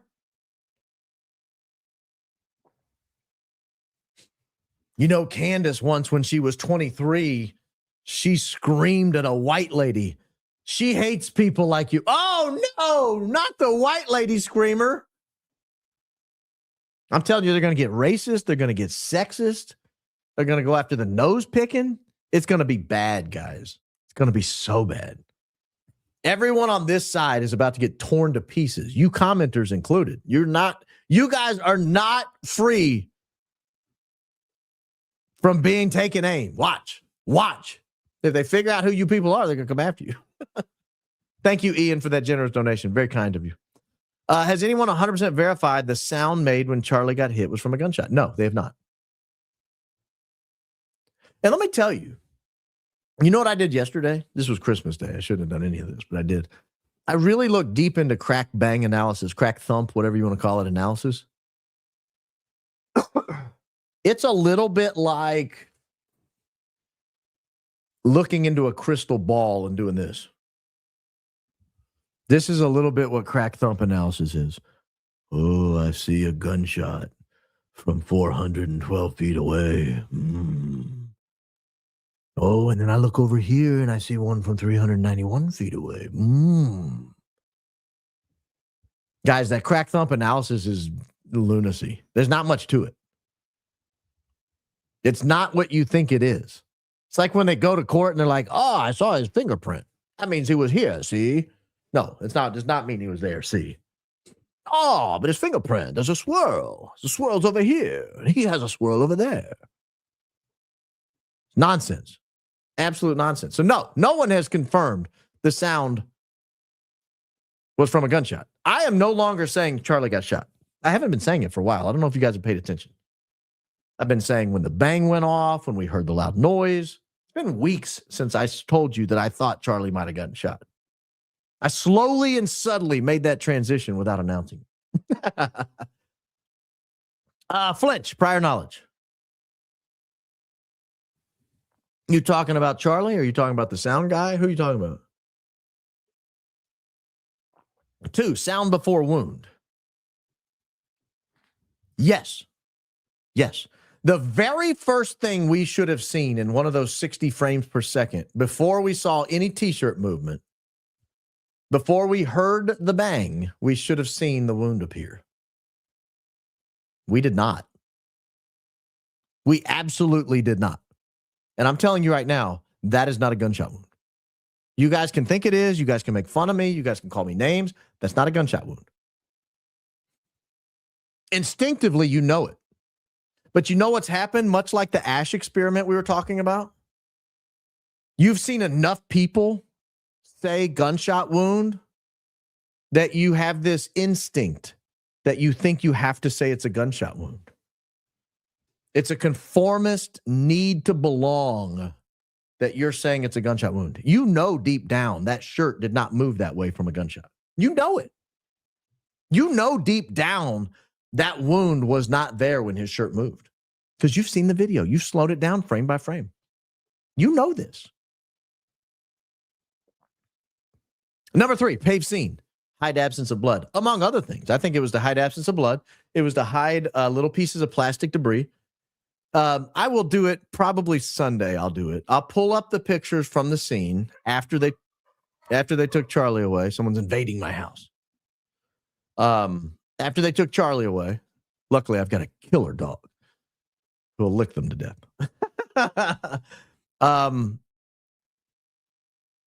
But after they take Charlie away, somebody went and took pictures of the scene, like in that minute or two or whatever. Make sure I'm all right if somebody did come in. There's plastic fragmentation all over the place up there on the table, all where he fell. Guys, if that's the case, they can't pick all that up. You know how guilty they would look pulling all the little plastic pieces up out of the grass for hours? Come on. They had to get rid of it. Tape it off. Don't let anyone walk over it. Don't let anyone bring a bomb-trained dog. Get all the plastic pieces up. Dig it up. Put your pavers down. You know who did a good job at the scene the other day? Jason Goodman. You guys know who that is? He used to come on with, actually, he used to have him on his show. John Cullen. Everybody wants to know where John Cullen is. Jason Goodman was at the scene of UVU a couple of 3 days ago, and he did this like 30-minute walk and talk where he walked all over the scene looking from different angles. Great analysis, great conversation. I thoroughly enjoyed myself. It was one of the most enjoyable 30-minute podcasts I've watched in quite some time. I fell for the trap. It had a catchy title. Where's John Cullen? I was like, oh, I'd like to know. And so I went and watched, and it's just him walking and talking, but he's talking about human nature and why people do the things they do, and who he thinks potentially had compromised Cullen. That was really a truly great 30-minute podcast. I might watch it again. It was that good. It was that good. So that's the paving this. And he talked about the pavers, and he showed you. I might fly out there. You can walk all over it now. You can walk all over the scene now, like you couldn't back then. Maybe I'll do a podcast live from UVU. I'll take a Rode Wireless 2 microphone. I'll sit on the pavers right where Charlie was, and I'll give a whole podcast right there. I'll have someone sit there, record it with a. We'll stream it. See if we can stay up. 4 shattered material in SUV trunk shot evidence. I don't know how the shattered material in the SUV would be a trunk shot evidence. I'm not putting that together. But yeah, good. No body, no autopsy, only hearsay. Squib theory aligns all evidence, including Erica Kirk meeting CIA. Yet it's major setback in Scooby Tuber's refusal to cast doubt on St. Charlie character. Who's Scooby Tuber? Man, this is deep. Who is Scooby Tuber? Squib theory aligns. What's the squib theory? I don't know what the squib theory is. Are you saying potentially Charlie could have been wired with a squib? I believe that that's possible, but I don't think that the blood coming out of the neck was a squib. I think that was genuinely a neck wound. I don't know that Erica Kirk met with the CIA, did she? There's a lot there. I appreciate your donation. Thank you for participating, but I don't know how to address all that. Merry Christmas, Baron. Well, Merry Christmas, Diane Mooneyham. What can be done if there is overwhelming evidence, but the government is refusing to prosecute? Are there checks and balances to prevent that kind of corruption? Unfortunately, no. Not really. The check is that the Attorney General of the state of Utah, in all likelihood, could take over the investigation if they wanted to from Utah County. Most states have that. And you see it from time to time. You'll see the Attorney General say, what are you doing? And they'll come in and take over the investigation. So that's the prosecution. That's one thing that could happen. Not really much else. Maybe the governor. I don't know what Utah's rule is. Maybe the governor could appoint someone. I don't know. The governor didn't seem to. I don't trust him either. Red Hat Girl Photographer Hand Signs by Brian H. I don't know what that means. I wish I did. Red Hat Girl. William, thank you. Generous. I can get security footage of John C. Toon on day Heber City flight landed. Really? I've got some other flights I want you to look at because I have found a lot of flights into John Toon that I need checked out. Yes, Tam, we need to chat. We need to chat. I'm not even going to point out that you misspelled John Toon. It's an H, John with an H. But yes, we need to talk about that. Oh, man, just got deep. Don't let anyone find out who you are. Real evidence of the physically observable deeds. Yeah, I mean, you're talking about the way the shirt moved and the blood flowed and all that. Yeah, that to me is, and the plastic fragmentation, all that's very relevant. I'm not suggesting the meetings aren't relevant. I'm not suggesting whether Erica Kirk was in Sierra Vista, Arizona on September 8th is irrelevant, or Cabot Phillips, or I'm not suggesting Brian Harpole's presence on September 9th is irrelevant. All that would be very relevant. I would want to know if it's true. What I'm saying is it's not something that consumes me because there's so much direct physical evidence that consumes me. I have made a ton of phone calls. I've talked to family members of people involved in this. I've talked to neighbors. I've talked to people who used to work with people who still work with people. Let me tell you, everybody hates surgeons. I've learned that. Everybody in the works at a hospital hates surgeons. And I've talked to some of them. I don't think the surgeon lied. I don't think he's in on it. But I don't know. But even the people that hate him think he did a good job. I don't know. So, I've talked to a lot of people. I have not just sat here like playing around on Google. I've called people. I've talked to people at the plant that exploded in Tennessee. I've talked to people who used to work at the plant that exploded in Tennessee because they shut it down now, so nobody works there. I've talked to a lot of people relative to this case. People that, well, I don't want to give too much away because most all of them said, please don't tell anyone I've talked to you. But a lot of them have been very forthcoming. Very forthcoming. And yes, I will share as I can as much as possible. A lot of times me talking to these people is not, I would love to report what they said, but to me, there's off the record, there's on background, and there's, you can use my name. Off the record means you cannot report what I've even said. So if I talk to, the second grade teacher of Dr. Trotter or Brian Harpole or some guy that worked at the exploded plant, and the second grade teacher says, I'll talk to you. I'll tell you everything I know about this person, but this is off the record. That means I can't even come on here and say, hey, somebody told me this happened. No, that's off the record. It's as if I didn't have the conversation. Now, it can inform my investigation as I go forward, but I can't reference it. Does that make sense?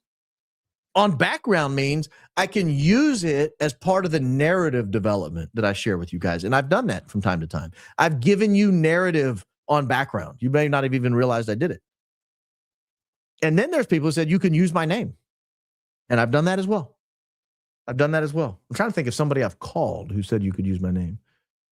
John Bray. I don't think I told him I'm going to bring him on at some point. I thought he did a great job on two episodes of Trigger Smart. Please help Nate stop being so rude and narcissistic towards viewers. I know he's an adult, but he needs help. Nate can run his own show. If you don't like Nate's show, don't watch. There are people that don't like the way I act. They don't watch me. Nate runs a great show. I thoroughly am entertained when I watch Nate. And I don't judge anybody on earth by their lowest moment. So if Nate has a show where he's narcissistic or rude towards someone, I don't look at that and say, well, that's Nate. No.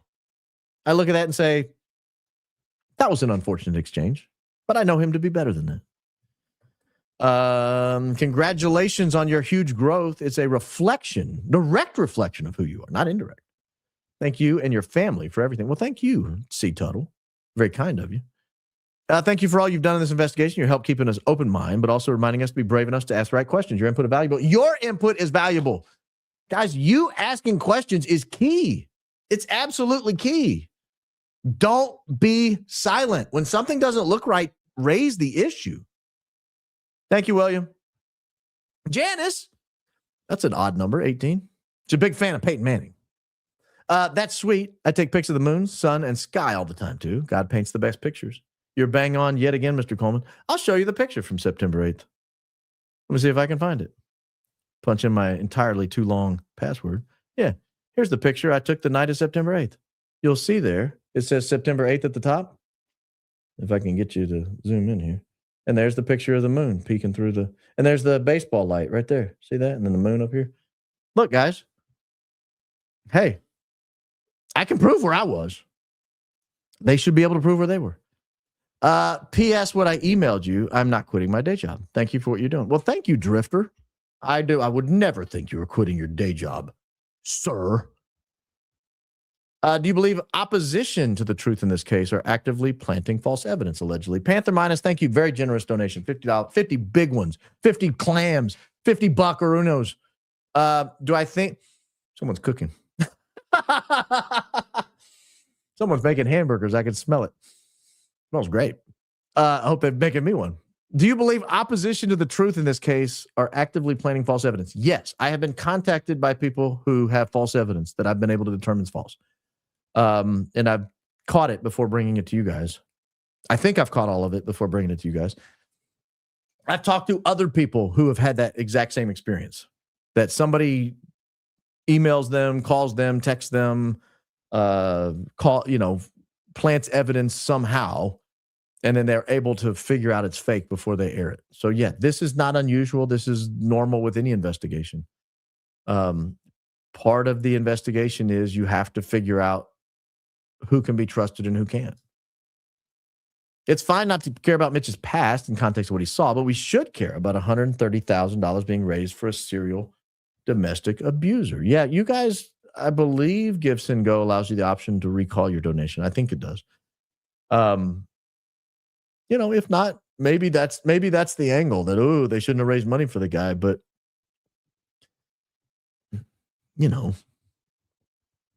I guess. I still think if he saw Brian Harpole there, that kind of pretty important, and I don't think the fact that someone raised money for him negates the reality. To paraphrase Didi, if a crime happens in hell, the witnesses will not be angels. Great point. That was my whole point. Can they debunk the claim he made or not? Debunk the message, not the messenger. They're losing. They are losing. No doubt about it, they're losing. Couldn't agree more. The arrogant drunk VFT says the screenshots Brian shared 100% prove he's telling the truth. He plans to ruin Candace tonight. I'm done with it. He can't ruin Candace. That's the thing is. He could ruin Mitch. I don't think he could ruin Candace. I'll watch. I like watching him. I'll probably watch it. I don't know. Is Ian going? Maybe I'll watch Ian instead. How long has Colvette been off the TPUSA website? I haven't been able to see him on their page for a bit. Was he ever on their website? Andrew needs to come to the dark side. I mean, come to the dark side. He needs to come to the light side. Andrew needs to figure his life out before he loses his soul. I genuinely mean that, Andrew. You need to figure this out before you lose your soul. It genuinely. No offense intended. Should I ever suspect you've sold yourself short, I might just decide to unsubscribe from every podcaster altogether. You're on my trusted few list. I don't think I'm going anywhere. I would just stop. That's what I don't understand. The people who sell their soul and keep going, why not just stop? Lindsey Graham running for his 39th 6-year term in Congress. He looks like a vampire. Just go home, dude. You don't have to do this. Just go home and be I don't know, whatever it is you are. There's a video called Laura Loomer's Dirty Bloomers. Worth a watch. No, it's not. Had to change the spelling for YouTube censors. I'm not going to watch anything called Laura Loomer's Dirty Bloomers. I don't want to see her dirty bloomers. I can assure you of that. Of all the things I don't want to see. Improper use of their vocal cords. You're talking about the Allie Beth Stuckey, Mark Levin, Josh Hammer, Ben Shapiro impersonation. It's all the same impersonation. They all sound the same. Every prosecutor everywhere regarding their witnesses. In a play cast in hell, there are no angels. Yeah, crimes typically, most crimes take place around some pretty bad dudes. Think about an average drug deal murder gone wrong. Who's going to be your witness? Probably a guy who was showing up to buy crack. Probably not the cleanest neighborhood. Probably not the best witness you've ever put up. But that's who you got. That's your man. Great open. Thank you for standing up for Candace. Yeah, why wouldn't I? She's never given me any reason to doubt her. Tip for doing voiceovers. Thank you. I will continue to work on those excellent voiceovers I do. Love you. I pondered all that glitters is gold. She's buying a stairway to heaven. Words have two meaning. Go Max. Ooh, that's interesting. All that glitters is gold sequins in fireworks. Let me tell you guys, if I ever die in a chaotic way like this, don't look for Mrs. Coleman to be in gold sequins. I saw the greatest thing I saw somebody say. I wish I remember who said it. I would give him credit. I was just scrolling Twitter and someone was like, you can tell that Charlie always wanted Erica to take over the public the brutal public schedule that TPUSA heads have to keep. By the way, he never let her do this. Ben, Josh, and Allie are the goblins from Harry Potter. They sound like it. I found out today that Terrell Farnsworth's father-in-law owns the Egyptian planes that were following Charlie and Erica. Are you going to force me to look that up? I just can't imagine that's true. I'm just going to tell you I'm skeptical from the outset. Thank you for the $5, though. Certain people were promised narrow larynx styles.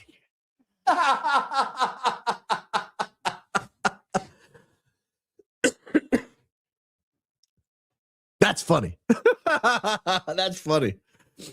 That was funny. Thank you for standing up for Candace. So disappointing seeing others go different routes and giving her ultimatums. Not smart on their part. Go Max. It's not necessary. Not necessary. If you don't like the way she covered the story, call her. Call her. She's probably lovely to talk to on a telephone. Call her and say, hey, I've got a few concerns about this guy, Mitch. Here's what I found. What have you found? Compare notes. She might surprise you. If she doesn't, say, hey, in light of all this, what do you think we should do about this? And then if you talk to her and you get like nowhere and you really are still like your conscience is stained based on what you know, well, then maybe you need to go public. All those voices that sound alike, Nick Fuentes, et cetera, think Rush Limbaugh. I think Nick F tries to imitate Rush, some same weird nasal voice. I don't think Josh Hammer is trying to imitate Rush. I think Josh Hammer's just doomed. I think it's just the way his voice was born. Ex-husband. Also, could 42 USC 1983 be used for Tyler R? Merry Christmas. 42 1983, is that the under color of law, like improper police activity or whatever? Is that right? Oh man, you're really testing my legal knowledge here. 42 USC 1983. Yeah, civil action for deprivation of rights under the color of law. Nailed that one. Y'all, there's a legal 101 up here on the Real Baron podcast. Nothing gets past me. Could it be used for Tyler? No, I think Tyler's probably guilty of something. I mean, that's kind of my operating assumption is he did something. Send an email. I'll check your email, Almosabe. I'll check it. Besides planes, look, Lionel Trains, Elvis, Michael Jackson, Diddy's father. 3-letter agencies allegedly. Just use Wikipedia. Anyone can connect the dot. It connects all. I might have screenshots proving Erica Kirk has an ex-husband and the names and not the names that are out now. Is that what you emailed me, Almosabe? You said you sent an email. I'll look at it. That's interesting. I don't know that. I mean, she's 36. She had time to have an ex-husband. Do you think they could have set Candace up with Mitch? They're paying him. Yeah, of course. Yeah, sure they could have. By they, you mean they. Yeah, of course. Now, if you mean just they, no, I don't. But they, yeah. Oh, yeah. Oh, yeah, they could have. They could have. Of course. Yeah, I think it's possible. I don't think it's likely, but I think it's possible. No Shabbat Shalom for you. You're a bad Jew. Well, what did I do? I agree, I'm a bad Jew, but what did I do? I hope you had a nice Christmas and a great time with the kids. I hope Santa didn't forget about your dog. Sorry, I forgot her name. Talking about Tilly? Santa really forgot about Tilly. You just reminded me I'm a bad dog dad. I'm a grand dog. That's my grand dog. That's actually technically my daughter's dog, but she doesn't do much with it. So it kind of falls to me to feed her and water her and let her sleep in my room. But yeah, Santa forgot. Bad news bears theirs, guys. Sorry about that. It would be nice if we could get Brian Harpole's, Erica Kirk's, and Representative Amadee's Google timeline for the dates in question if they use Google on their phones. Well, yeah, I mean, obviously, if you could get people's phones, I mean, that totally changes the nature of all investigations. Saw this mentioned the other night. When a crime happens in hell, the witnesses won't be angels. You guys must all watch Dee Got a Podcast. Mitch doesn't have to be a great guy, just has to have seen what he says he saw. Hey, guys, Dee is apparently banging with my audience. Guy is killing it. Guy's absolutely killing it. I'm here to clarify the color of your hoodie is ecru. What does that mean? Bless you too, sir. Ecru. Pale grayish yellow or light brownish beige color. Named from the French word for raw or unbleached. Well, that's not quite as nice. But yeah, it's ecru. As disgusting as that sounds. Wow, Ma Shan. Thank you. Thank you very much. Very generous donation. If the cyclonite was all over Charlie in the SUV, wouldn't the whole crew be in jeopardy of coming in contact with it too? Yeah, in micro doses, sure. But I think, somebody mentioned maybe that's why they all changed clothes when they got to the hospital. That's not a bad guess. Because they weren't that bloody. That's really not a terrible guess. Did you see that Tyler Robinson filed to have the entire prosecution team removed today? Did I see filed today to have the entire prosecution team removed? We got a hanging today there. They didn't want to remove him today. He filed today. Yeah, I saw that. I don't think that'll go anywhere, but I saw it. Bro, thank you for your intelligent and professional input. You will be blessed, brother. Well, thank you. That's a very kind comment and very generous donation. Thank you. This horse is a Greek geometric bronze statuette, a style of sculpture that flourished in ancient Greece during the geometric period. Oh, Gemini. So you use that on Blue Cheer's horse thing? Yeah, Blue Cheer, I keep asking, will not tell me what it is. Merry Christmas. Merry Christmas to you, Payne Revere. Candace talks about photo metadata, but this is easily changed on the iPhone. Just hit the I button, hit adjust, and voila. And you will finally state Tyler. Will you finally state Tyler's innocent? No, I won't. I will not state Tyler's innocent. I can't. You got to explain why he's there, why a gun he owns is there. The gun might have been stolen by his roommate. Maybe his roommate took it there. But why is he there? And who did he meet in the parking lot 15 minutes after the shooting? He met somebody in a white SUV, and they might have driven off with a third one.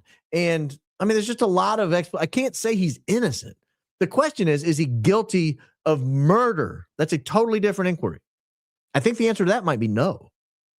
But is there some conspiracy crime he might have committed? Maybe. Baron, I got to tell you, you are my number 2 YouTuber behind Only Candace. Well, I'm fine there. Thank you, horrormom.com. Never thought those words would come out of my mouth. Thank you, horrormom.com.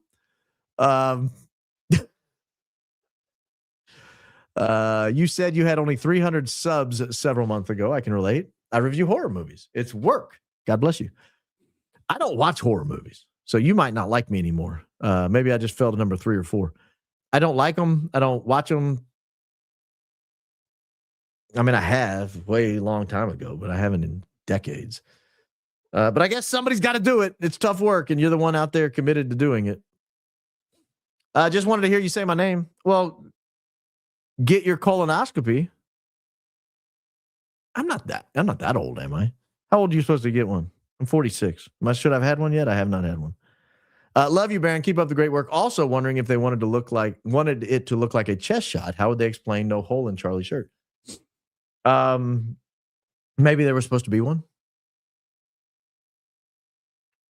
And maybe whatever caused the hole in his neck was supposed to cause a hole in his shirt. Maybe there was a malfunction. Maybe the goal was just to get him down quickly and then take care of the rest down there. But then when they got there was a giant hole in his neck, so they couldn't take care of the hole in his chest. I mean, there's a lot. There's a lot there. And just because I don't have answers doesn't mean that I don't have the ability to speculate or that we don't have enough that should be investigated. Get your colonoscopy. Yeah, just said it again. I don't know, 46. I don't know if I need one yet. Watermelons are delish. I agree. You ever had a sugar baby? Those are the best watermelons on the planet. Baron, your Martian earplug about killed me.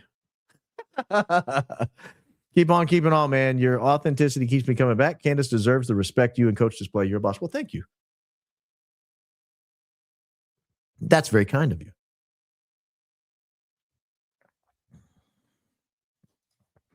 Wow, $50. Project Constitution, thank you. Go Max, keep up the good work. Did you see what I posted earlier about Nate? I saw a couple of posts from you today. I'll have to go back and look and see that one in particular. Yeah, Project Constitution does a good job. We all get out over our skis a little bit, but that doesn't mean things shouldn't be investigated. He's broken some big stories, Project Constitution on X. Does a good job. This is a good question. Why didn't Erica demand the state release the autopsy? I don't think she has to demand. I think she can just release it. She probably has a copy of it. Autopsy would clear Erica of the crime. Maybe. Even if it showed he was shot, which I don't think it would if it was an honest autopsy, I don't think it would show that he was shot with a bullet. I don't think the surgeon believes he was shot with a bullet. I don't think the autopsy would demonstrate that. I don't think other people that were there, hospital employees, think he was shot with a bullet. So I don't know. I don't know if it would clear Erica of the crime. But even if it showed a shot with a bullet, how would that clear Erica? I disagree. Today's my birthday. Happy birthday. You celebrate on Boxing Day. A Boxing Day birthday. I'll do a British accent just for you. I was excited to see you were going to be live from one research addict to another. The enormous amount of time you've dedicated doesn't go unnoticed or unappreciated. Well, thank you. Very kind. Back for more. I agree. Mitch's past had nothing to do with Fort Huachuca. Agree. Thank you, Project Constitution, for that double dip tonight. I bet you are a Jerry Doyle, bro. Who's Jerry Doyle? That answers that question. American talk radio host was not a Jerry Doyle, bro. The Jerry Doyle show? I'm not familiar with that. Yeah, I wish I was. He looks like a cool guy. You guys are wild, man. Nate is solid. Yeah, I mean, I like Nate. Like I said, one bad day. Now, I don't think Nate should be attacking Candace. I don't think Nate should be attacking. And if he wants to attack Mitch, that's his business, obviously. But I don't think he should be attacking other podcasters just because Mitch is allegedly a bad dude. If you want to attack Mitch, attack him. If you want to attack a podcaster, call him and say, hey, especially one you like, call him and say, I'm not too sure I agree with you on this one. If they would debunk or respond to any evidence or allegation, but they still choose to ignore the others, it's kind of like admitting guilt to the unanswered allegations, right? No. I see why you're saying that, but no. Yeah. Tell us about Charlie's armpit. Ian Carroll said you will info about it. John Bray's analysis is very convincing. So there's a photo in Charles McClintock Wilson's photo gallery called The Aftermath. I think it's the first, second, or third photo.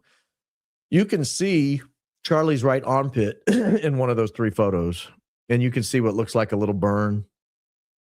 I think what Ian is referencing is down a little lower, below his nipple. And I am going to bring that forward at some point. I've got a little more information, a little more digging, but there is an injury there that has not been discussed publicly by anyone. And I think it is absolutely critical that the official Charlie Kirk narrative take into account this injury. It's not blood. It's a bruise, or it's a wound, or it's an electrical burn. It's something. It's not blood. And it's in a way that, to me, cannot form naturally. So the question is, was there a piece of equipment taped to Charlie's body? And there is one photograph where I think I can see a piece of equipment taped there, and I don't know what it is. So I think TPUSA or Terrell Farnsworth, because he was doing sound, or Philip Goldsberry Jr., because he was doing sound, potentially they might be the ones to answer that. Maybe Dan Flood or Frank Turek or one of the security guys might be the one to answer that. Someone who saw him immediately afterwards, in other words. Someone knows what that was. And the fact that they're not telling us what it is means they're guilty, in my opinion. It means they're hiding something. Otherwise, they would say, oh, well, when we went to tend to him, we had to pull this thing off. It was a transmitter. It was some microphone. It was some piece of electronic equipment, and it had damaged him in some way. But they haven't told us that. And the fact that it was there and it was missing. So I'm going to give you all this. I don't want to do the whole story right now. I am going to give it to you, but I got a little more detail to finish before I can go forward with it. But yeah, Ian's right. I've talked to him about it. MAGA's officially dead. Go Max Barron. I tend to agree, and I hate that. It had a good run. 2015 to 2025 is a nice little 10, 11-year run. So I think Charlie could have felt a shock electrical charge on his body to cause the tensing, bracing before the Big Bang? Absolutely, I think that. Absolutely, I think that. Love the impressions cracking up here in Cleveland. God bless. Well, thank you, Das Green. I don't know why I'm coughing so much today. I worked out today, and it hit my lungs particularly hard for some reason. Felt like I was dying. Congrats on 3 years. I've been clean for 14 years myself. Well, Project Constitution, that's big news. I can't wait to get to 14 years. I remember when I was counting in weeks and then months thinking, man, people actually count this in years? Yes, they do. Yes, they do. Thank you. Congratulations on that. Yeah, tomorrow, for those who didn't follow, 3 years, December 27th will be 3 years not drinking for me. You're honest and legitimately intelligent and working. Closest to Candace regarding integrity. Are you really a lawyer? Because lawyers typically are the opposite. Yes, I'm really a lawyer. That's my law degree at the top right there. That's my oath of office when I became a lawyer, the oath of attorney. That's the state Supreme Court certification saying I can practice here. That is my license to practice in one state. That's my license to practice in another state. And up here where you can't see it is a third license to practice in yet another state. So I'm licensed. I'm a lawyer. I'm real. I exist. Yeah.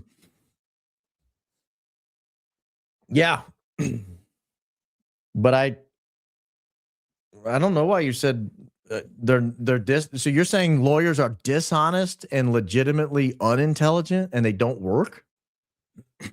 That's kind of a dim view of the profession, if I do say so myself. Valhalla thinks that we don't see through his BS. He's just jelly. Candace hasn't contacted him. A former Green Beret who gets drunk on live TV in front of the world ain't such a quiet professional. You guys are hard on him. Like that wasn't Nate's best show. Let's just say that. Don't judge him by his lowest moments.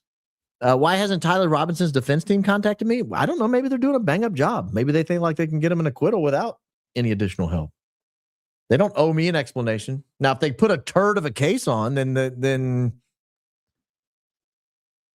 I'll feel really bad for Tyler Robinson because I think he's got legitimate beginnings of a really great case if they know what they're doing. Let's see here.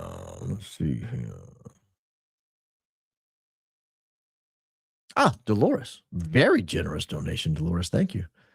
Nate thinks he has all the answers. Man, you guys are so hard on Nate. So he can answer how he got a copy of Mitch's DD-214. He's not the vet, his next of kin, or an exec attorney of a state or local vet agency. I don't know how he got it. Ask him. I'm sure he'll read your super chat and tell you. Playing devil's advocate here, if Mitch is a known con artist, wouldn't the person reporting have a moral obligation to do due diligence before making such egregious insinuations and giving him a platform? Yes, and I think she did. I think she did run down evidence that he was where he said he was. And that's about all you need. If a guy says, look, the day before Charlie Kirk was assassinated, I was here and I saw X, Y, and Z, and you said, well, prove you were there.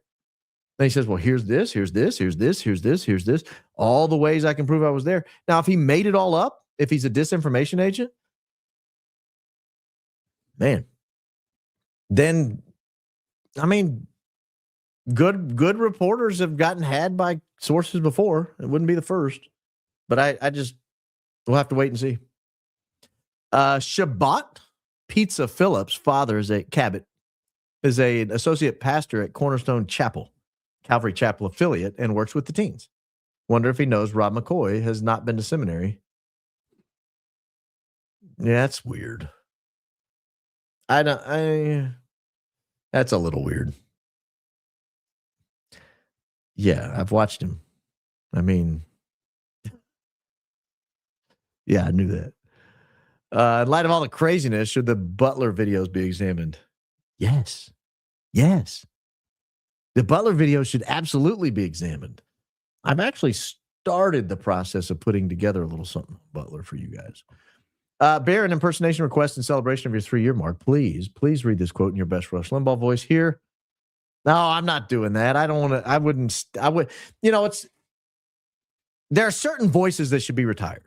For example, nobody should try to do Whitney Houston. She's dead. Let her be. She's the GOAT. You can't get close to her, so just don't even try. Rush is the GOAT, and he's dead. Let his voice rest.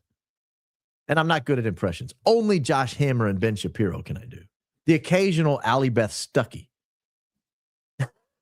How did I learn to investigate, think critically? Can do it, but want to learn to teach my own kids. Teach them to be curious. That's it. Teach them to be curious and then set out to answer their curiosity. Don't overstimulate them. Let them be bored. Spent a long time as a kid very bored. Let them be bored. There's actually a good set of books. I got one for my kids. Let me see if I can find it. This is a good question. Let's see if I can find it. Go to my orders. Detective. Yeah, detective mystery novels or something. Where's my orders? Here we go. Detective. It's called Critical Thinking Detective Book. Here, I'll show you the screen. They're only $10. This stuff like this won't hurt them. Critical Thinking Detective. It's a cool book. You read a story and then you have to guess who did it and you have to give the reason why. Not a bad way to kill an afternoon or an evening with a kid. If you say Fort Huachuca 3 times, Mikey's lip starts to quiver. Congrats on 3 years sober. I'm a decade without alcohol myself. The show is so good. Be proud and keep it up. Well, thank you. Catch the June bug, and congrats on your decade or more. Very nice. Congrats on sobriety. June 12th will be 3 years for me, too. One of the hardest habits for me to break. Love your channel. Well, thank you, Gorilla Maddox. Keep it up. One day at a time, good sir. One day at a time. Congratulations on 3 years sober. I must have mentioned it about this time. Root beer, non-alcoholic beer. Cheers. I do drink in non-alcoholic beers. They're delicious. The Sierra Nevada are probably my favorite. They're fantastic. Why do you think TPUSA isn't doing well, although they're well-funded? Thought AmFest event was sold out quickly. Read the comments to any Twitter post they put up, any X post. Watching the video, it looks like the security detail is harming CK, not helping. Could they be suffocating him or something, or breaking his neck? There's a lot they could be doing, in my opinion. Wow. Thank you. On Team CBI, Candace, Bear, and Ian. That's a good team to be on. Thank you. Charlie Kirk was doing a lot of good, even helping Brett Weinstein have a voice with president regarding future use of mRNA technology on us. Follow the money. Who became the richest person after CK Horror on 9/10? I'm obsessed with getting to the truth. The richest, America? I don't know. Hey, thank you. Very generous donation, Jess. Thank you. Very, very kind. Yeah. All right. No trust. Government control, archive, or about. This library is congressionally designated depository for U.S. government documents. Public access to the government documents collection is guaranteed by public. I thought of that. So you're suggesting that my insistence that photograph was in the archive.org universe allegedly on September 14th doesn't actually mean it was there. I've thought of that. Trust me. Trust me, bro. That's why I started looking at the shadows. Shadows don't look like mid-September shadows. Certainly not early morning mid-September shadows. They look far sharper than that. Good call. Good call. Congratulations on 3 years of sobriety. Celebrated 20 years in July. Sobriety is such a blessing. It is indeed, Jill. It is indeed. Project Constitution back for the rare triple. The hat trick. 3 donations in one show. I'm convinced there was a gunshot, but it did not hit Charlie. It was a distraction or cover for the exploding mic wire. I agree. I agree there was a loud noise, whether it was a gunshot or just a bang. I agree with that. But I will say this. I no longer, after doing my research, trust any of these crack thump things. I think it's all garbage. Bearing the truth in your channel is refreshing and dangerous. Dangerous like Michael Jackson's album, Dangerous? Kids in Sobriety Rock, what are the red dots on Charlie's arm? I don't know. If I had to guess right now, I would say it's a taser of some sort to make sure he was dead. Like if he didn't respond. But I don't know. I don't know. How was the meatloaf? Oh, the meatloaf was phenomenal. Oh my gosh, it was so good. I forgot I mentioned that meatloaf. My daughter came in, ate the meatloaf, came back the next day and ate more. I made 3 of them. That's how many meatloafs it takes to feed my family. The exploding mic theory alone does not explain the burns charged on his hands. That's correct. Yeah, I'm not off of the electrocution theory either. I just think they were intent. He was not going to make it out of there. Let's say that. Multiple means to take him down. About 2 weeks ago, I asked you what evidence you relied on saying Tyler was somehow involved, and you said, what's in the charging document? Do you stand by this? If not, can you call for Tyler's release? I will not call for Tyler's release. I will not. He was there. He was near the area. His gun was found there. Now, if it's Tyler's contention that someone stole his gun and took it to the scene and then told him, hey, I just need you, at 12:45 or so to meet this white SUV in the area, then okay, he's innocent. I will call for his release if those facts come out. But right now, it looks like he might have intended to be involved in a crime, and that's illegal. That's illegal. It's called conspiracy. It's legal.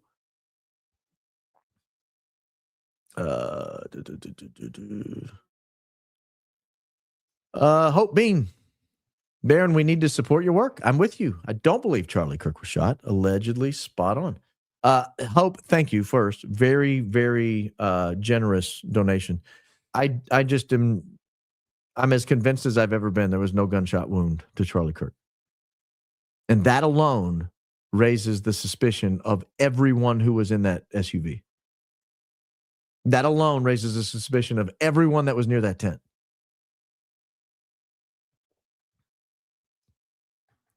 When you're young and have a lover, someone who loves you, highly speculative to think that you would walk away from love to do an ideological deed. Tyler equals Patsy, attempt to run the trans narrative.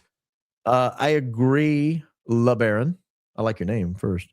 I agree that he's a patsy, and I agree that he was selected as a patsy to run the trans narrative. I don't know about the rest of it. Anyone else think Barron sounds like Tony the Tiger when he says, great? Do I say great? That is great. Oh, great. Yeah, I guess I do. I think it's called adenoids when someone talks nasal. Well, they need to get them removed. It's unacceptable. Remember when the construction crew asked where they could put the sod they took up? They didn't want to toss it. Weird. Where'd that end up going? Could still have plastic pieces in it. That's a good question. I've not talked to anyone from there. That's actually really good thought there. I get the mic exploding, but what potentially took his life? Did something enter his chest? That piece that hit his neck? Well, he lost about a gallon of blood in 2 seconds. That didn't help. I think there was probably an electric charge that went through his body. That could have ended his life, or at least froze him for a second to allow something to explode on his chest. Whatever exploded on his chest could have stopped his heart, could have invaded his chest. And then obviously whatever went in his neck did not help his chances of survival at all. On Valhalla pre-stream right now, people are saying you were an informant and led a whisper campaign to affect a jury. People are losing it. Yeah, I was not an informant. The judge ruled that. What they're talking about is the Speaker of the House in Alabama years ago, this was 15 years ago or so, had some really shady money deals. And someone hired me to track down all the money, and I did. That information, the report I wrote, ended up in the hands of the Attorney General. And the attorney general called me in to ask me questions about what was in there. I answered them because why wouldn't I? And then we kept a conversation going about the case as the case against the attorney, as the case against the Speaker of the House developed and went into the grand jury phase. We kept in contact. There became a time at which I thought he had crossed a line of propriety as a lawyer. I wasn't sure where that line was. I called the state bar, met with them, talked to them, and their advice was perhaps you should mention this to the judge and get his take. So I did. I mentioned it via an affidavit because that was kind of the suggestion. And the prosecution lost their freaking mind, as they probably, that's what happened. And yeah. And I was actually running an active political campaign against that Speaker of the House in his House Representative district. So that's what that is. I don't know why people would be losing their mind over that. I've been very public about that. That was very much in the news at the time. If you want to lose your mind about my past, there's a lot more than that. There's a lot more fun stuff than that. That stuff's old. You get sober 2 days after Christmas. What a miracle gift. Yes, I've got 31 years, all thanks to God. To your 3 years tomorrow. God bless you and your family. I'd say sobriety is like a superpower for adults. I can't imagine life without it. A fellow Hoosier. Well, thank you. Well, that's a very generous donation first. Yes, I did. I got sober because I got a little too drunk one night, and my wife and I, the next day or two, were talking about New Year's resolutions. I said, well, I'm not going to drink next year. And so that became, I never drank again. That's how that worked. Merry Christmas, Baron. I wish I could give you a Christmas present without your YouTube taking a cut. If I sent you a digital Amazon gift card to your email, would you get it? Thanks so much for all you do. You can do that, or I've got a Venmo also, Baron-Coleman. People have used that want to get around the YouTube monster. However, but thank you. I will say this, the more YouTube makes off this program, the more they push it to the front of the line. They love it when I come on. Thank you. Very generous donation as well. How could that many people around Charlie Kirk be in on it and okay with a hit on him if it did go down that way? Would Charlie Kirk have no real friends or family? Or thought he did bad things and they justified his death? What am I missing? I don't think he had any real friends or family. Look, he got into the game at 18 years old. Charlie got into the political game at 18 years old. The political game is notoriously brutal. It's a blood sport. It's not the place for the faint of heart. And he everyone that was around him was in that game, and a lot of them were making millions and millions of dollars off of him. Those people are not out for him. They're not his friends. Your impressions tonight are cracking us up. We just love you, Baron. Go Max. Christ is king. Christ is king indeed. Yeah. Look, the only thing you can do is, well, Christ is king. I'll say that. Tis the season, right? Tis the season. ST card guy stepped on Charlie's chair, correct. Explosives residue was transferred to his shoes and likely in the grassy knoll where he made the selfie and announced they killed Charlie, not paved yet. Ooh, that's interesting. And they were all walking around there. That's an interesting take. It's rained a lot since then, but that stuff doesn't break down well. It's what they call soil mobile. It moves in the soil, so I don't know how far down in the soil it would have gotten in the last 3.5 months. But yeah, that's a good take. It's a good take. Thank you, generous donation. Very nice, very nice. Most rental companies are self-insured. I can't imagine TPUSA has a bus auto policy, so they likely pay for the damage waiver. Disposal would be at their discretion, but sus if TR's team did not send spoliation letter. I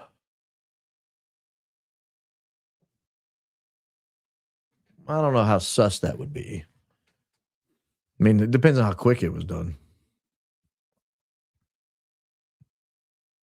And how quickly they knew they had an issue on their hands. Wow. Mark and Shawnee, 500 big ones. Thank you. Happy New Year to you guys. Mark and Shawnee. Or are you Mark in Shawnee? That might just be one person. That's like double the donation per capita. Thank you, Mark. Thank you. That is so unbelievably kind and generous. I don't even know what to say. Happy New Year to you. I hope you have the best 2026.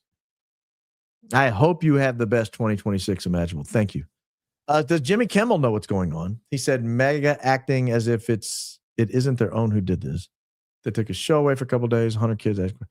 I don't know. I don't follow Jimmy Kimmel, to be honest with you. That's not my game. I like Goodman's stuff on that video of the security guys lifting Charlie Kirk's arm, removing evidence of all wires. I think they finished off CK the way they smiled. Thank you. Yeah, I wondered why they lifted his arm. It's pretty clear that's what they did. And his shirt was still on when they left. So it was his right arm. So what they were getting was right under here where I suggest there's injury. I think they pulled something off right there. I don't know what it was. I don't know what's it. You meant it's the second best gig next to coming home to Mrs. Coleman. I said it was a good gig. I didn't say it was the greatest gig of all time. That's the greatest gig of all time. Miss Coleman's great. She's fantastic. We have the same sober date. I'm at 6 months tomorrow. Best decision I've ever made, other than accepting Jesus and marrying my wife. Well, we don't have the same sober date if you're at 6 months tomorrow, because I'm going to be at 3 years tomorrow. So you're at June 27th. I'm at December 27th. Those are opposites. Half anniversary. Emoti can be seen in the House Appropriation Committee at 9, 11:30, 8:30 a.m. Arizona time. We know it's him because he's later introduced to speak. Listen, I have not followed that video closely. I've seen it come up. I thought someone said that video might have been another day, but was posted on September 9th. Have we confirmed it's September 9th? Because that would be pretty definitive if it can be proven it's him. Yeah, and that's what I'm talking about. Just prove it. Just prove you weren't there. All speculation goes away and everything moves on. Whatever. I saw a compilation of Charlie going off the script on the Israeli topic weeks before September 10th, and Rob McCoy's sermon makes sense. Why do Matt Walsh and Andrew Wilson pretend like it's nothing? Because they're paid to pretend like it's nothing. Matt Walsh gets very rich to toe the line. Very, very wealthy to toe the line. Thank you, Baron. Please check out how Jimmy Dore proves that Tyler Robinson's defense team has big ties to TPUSA. Congrats on 3 years. We're all in this with you now. I'll check. I like Jimmy Dore. I like Jimmy Dore a lot. I'll check it. Fellow Catholic with 6 under 7. Woo! I remember those days. That's tough. Deo gracias for your work and your charity towards viewers. Have you been to the Latin Mass? I have. I go regularly. Probably half the time. Thank you. Baron, Alex Jones is your best impersonation thus far. Please explain who or how the microphone device would have detonated. I keep falling asleep listening to the videos. Bless you. Thanks. I'm sorry I'm boring you to tears and you're falling asleep, first. Second, I don't know. I mean, most explosives are detonated with some electrical pulse. So I would think there was some electrical pulse that was sent to the microphone that caused it to explode, if it was indeed the microphone or if it was a charm or something on his necklace. I don't know. I mean, genuinely, I don't know. That's way above my pay grade. What I do know is the shirt moves as if it was propelled. There was propulsion in the shirt, either from the microphone or from the necklace or even whatever that is under his rib. That also could have contributed to it. It all could have gone up at once. So that's, yeah, I don't know the how, but some sort of electrical pulse going to it would have certainly done it. That's how that's how most of those things work. Most of those detonators work. Nate is friends with Gary and defended him. That was a huge red flag. You're all hard on Gary too. Gary's hard on me, but I'm not as hard on Gary as he is on me. I was skeptical of the electric theory, but his exploding mic is intriguing, possibly explaining the neck wound. Keep going. Baron, love your work. Yeah, I heard someone complaining about the microphone theory because it was right here on this side, like this. This is where the microphone was. It was right here. And the wound is over here. But if the microphone comes out and then explodes, like if it comes off his chest and explode, that is a direct path to right there. Boom, boom. So if it remained, but if you saw him leaning forward, this thing weighs, it comes down, and then it gets around the Adam's apple, it can get in. I don't know how.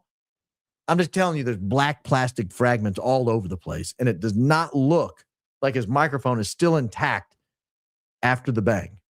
Like if you slow down those frame by frame progressions, it doesn't look like the mic is still there. Thank you for your generous donation. Congratulations on 3. Merry Christmas to you and yours. Merry Christmas to you, Edge.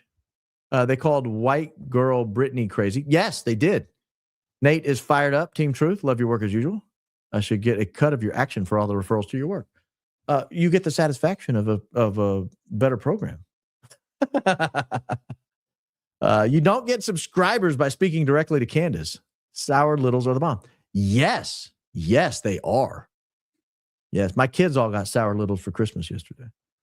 Why did the cameraman on Tyler jumping from the roof move to him and zoom in on him? You know why. I know I'm not the only one that noticed the hair color difference of Tyler on video at UVU. No, you're not. Nor the difference in his ear shape at the upper ear.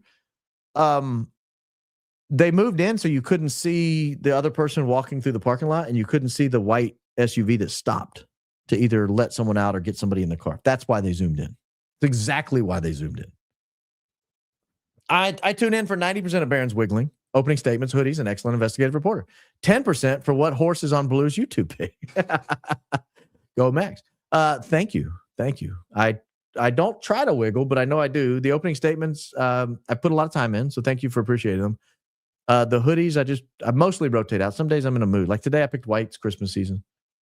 We're in white vestments right now in the Catholic Church, so I did do the white today specifically for Christmas. Excellent investigative reporting. Of course.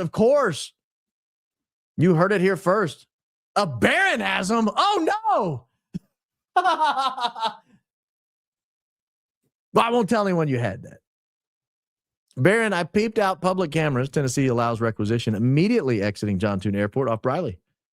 There are no public access cameras at the airport. Are you the one that said you were going to email me about getting access to the cameras? Because now you're changing your mind, or is that a different person? Love your program. Thank you, Cheryl. Very kind. Very kind. Yeah, this is the question. If the mic didn't explode, where did all the black plastic shrapnel come from, and where's the fully intact mic? Great question. Notice they've gone around on display with the handheld mic, the Shure SM58, but there is no public display of the Rode mic he was also wearing at the same time. Oil field wireline shape charges, granular sizes, 2 amps to set off, explains fragmentation, no burns, remote det. I use them to perforate tubing. I'm going to have to look all that up. Yep, got to look all that up. Those are some big words there, sir. Thoughts on the broken neck? Yeah, I think it was manual. I mean, it could have been the explosion. Something really explodes. It could have cracked those vertebrae, but I think that's just my guess. I don't know. I mean, you can break a vertebrae from being electrocuted. I read where that could happen. You tense so hard, you'll break a vertebrae. You could have an explosion here. I mean, it's right next. You're talking like 2 inches from your neck, maybe 1 inch from your neck. You could have an explosion there, and the power of the explosive charge could cause the neck to break. That also could happen. But I think somebody grabbed him around the neck and snapped it, if I had to guess. Please read my email I sent you last night. I need to know if my tinfoil hat is too tight or if my evidence warrants an investigation. I'll get there, Dr. Giles. Stand tight.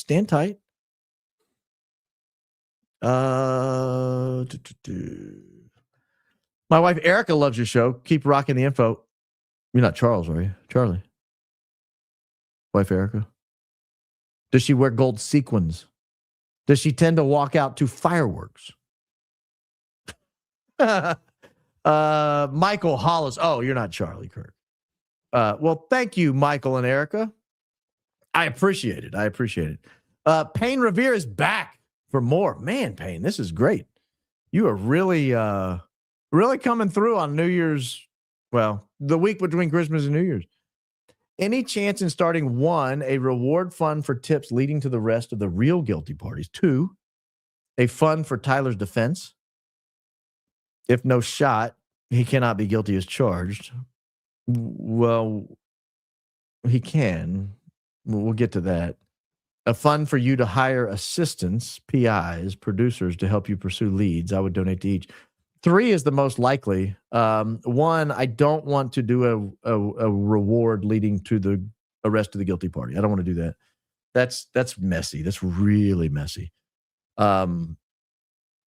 2, a fund for Tyler's defense. Absolutely not, because now I'm vested in the outcome. I want to do this just from a reporting perspective. Like, I don't think Tyler pulled the trigger, but I don't want to hire a lawyer for him, because I know when you're representing somebody, you really are vested in the outcome. Now, hire assistants, PIs, producers. Yes, I need that badly, and I'm working my way there. I'm slowly getting the resources to where I would be able to bring somebody in to help, and I desperately need it. Amada Amodi, I'm talking about the congressman. Daughter was in fact a naval warfare officer at NS Naval Surface Warfare Center. Crane, AES purchased order you showed on your podcast a few weeks ago. Yeah, so Crane did do the purchase. I saw that. Good call. Crane's in Indiana, southwest Indiana. I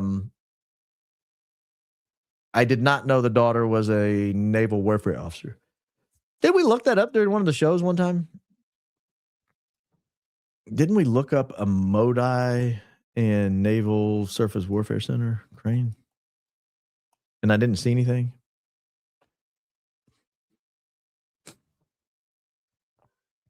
Yeah, I don't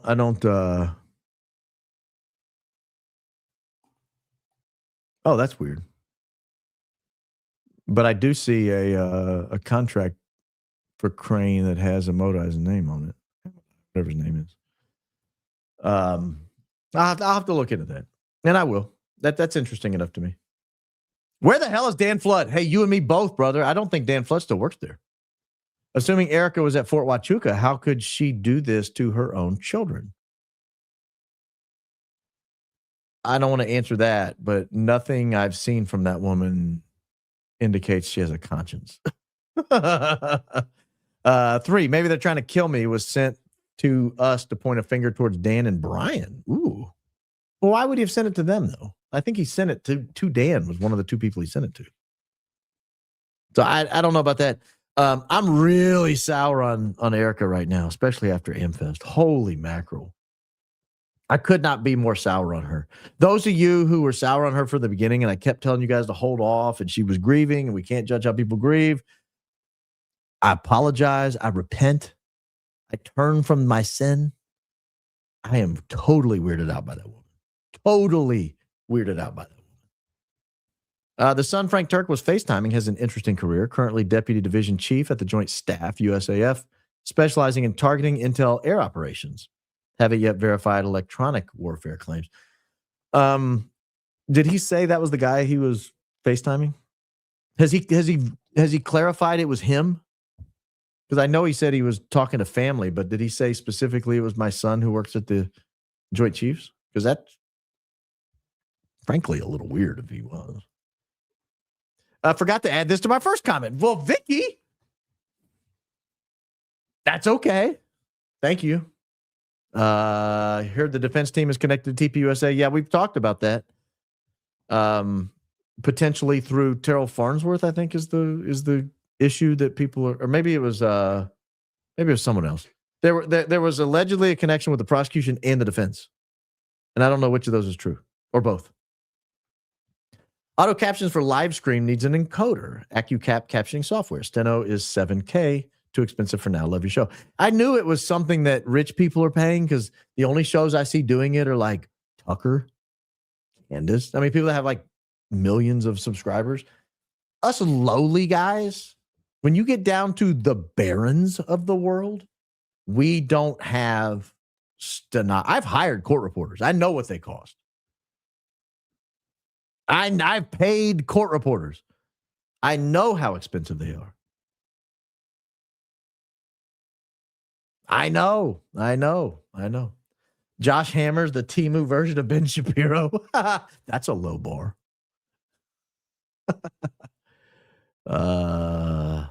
Let me roll here. What else do we have?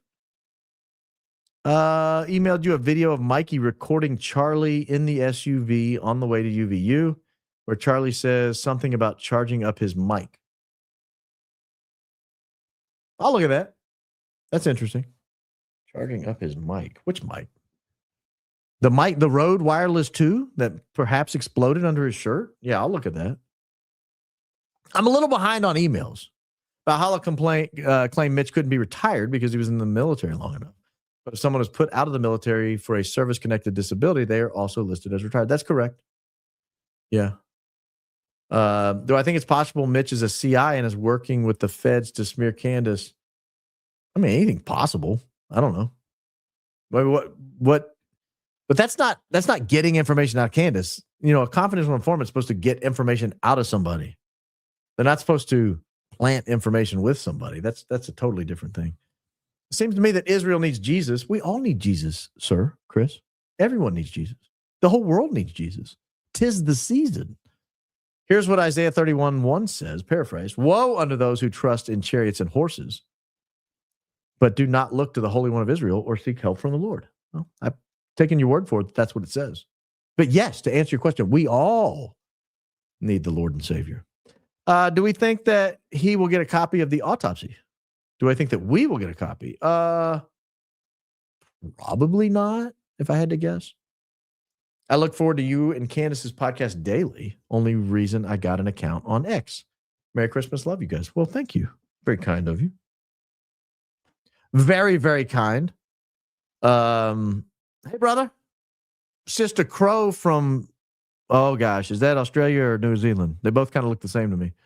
I'm late today, so I just finished your amazing intro. Your laugh is everything.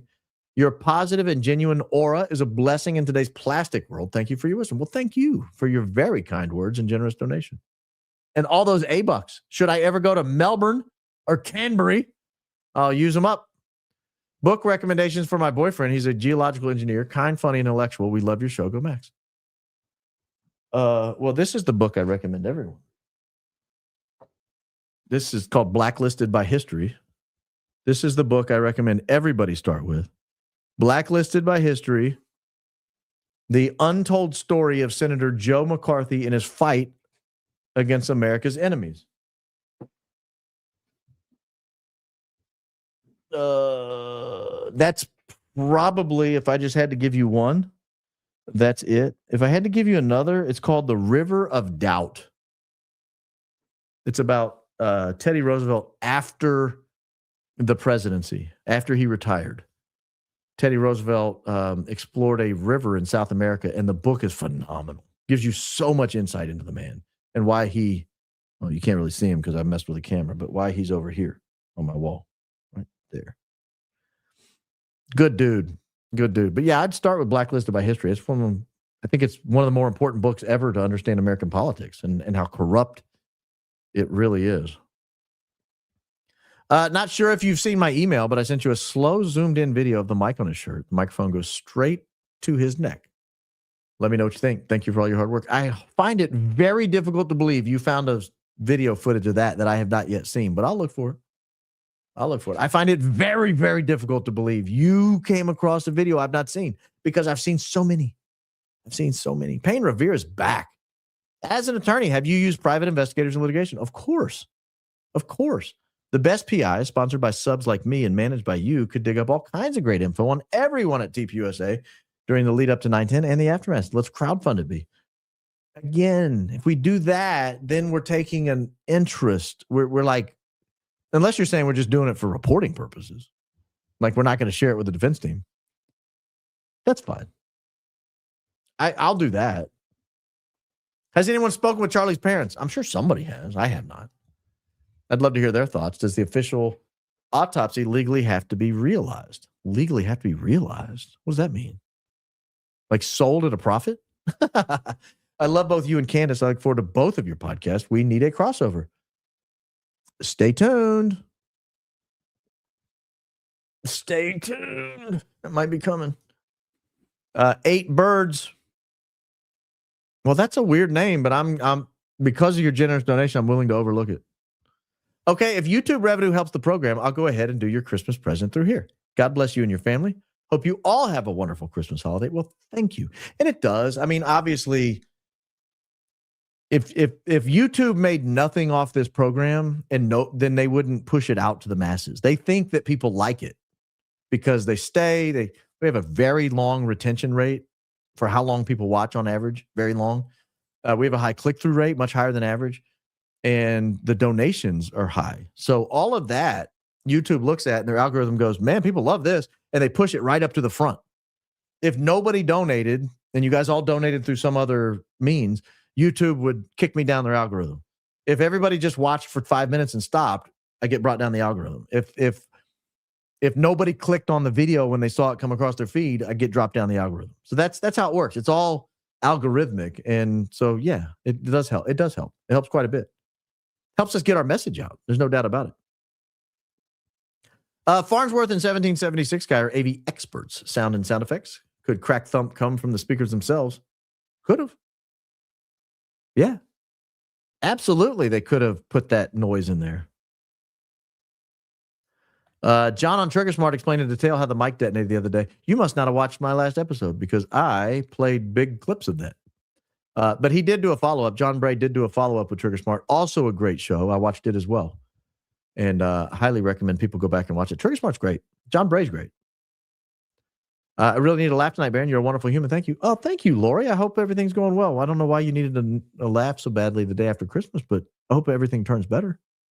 I genuinely do. I'm not the time of the year to be sad. Flattened metal object on chair riser, thinking it may have been Mike after explosion. You noticed it. Where's that piece now? That's a great question. I don't know where it is now. If I knew, I would tell you. You'd be the first to know. Isabel, thank you.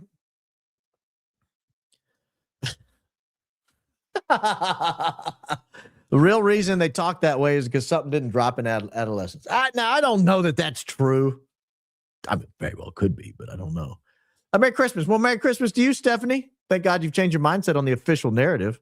Your research will reveal things nobody is reporting. What do you think 1776 represents? You talking about the guy in the hat?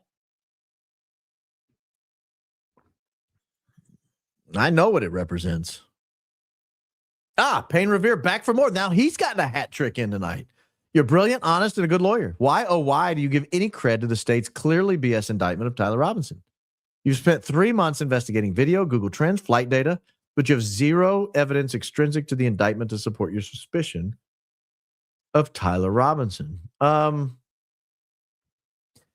be interested to see what the probable cause hearing does in May. But yeah, I mean, thank you for the 3 donations tonight. Just incredible generosity from you.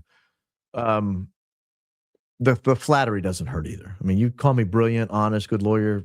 You got me all day. Like, I'm going to read that. We're going to put it up on the screen. We're all going to talk about it. But yeah, I mean, no, I don't have anything other than what's in the charge, what's in the affidavit, the charging document. And that document says that he made a comment to his parents that his parents interpreted as him being involved. It says that he, I don't know, man. Is there enough there to hold him for now? Yeah, probably. I mean, he was there. Again, I saw his car. I saw his car pull up, and I saw him wait in a parking lot suspiciously until a car pulled up behind him, and then they drove off together. That's suspicious. Does that mean he murdered somebody? No. But somebody got murdered. His rifle was found nearby. There's stuff. We'll see. We'll wait till May. We'll see what it says. Last year, when the mystery drones were being reported, Charlie tweeted, since deleted, it was Project Bluebeam, which is a PSYOP plan using holograms and AI to show UFOs and religious messages to gain control of the populace. Did he really tweet that? I remember that.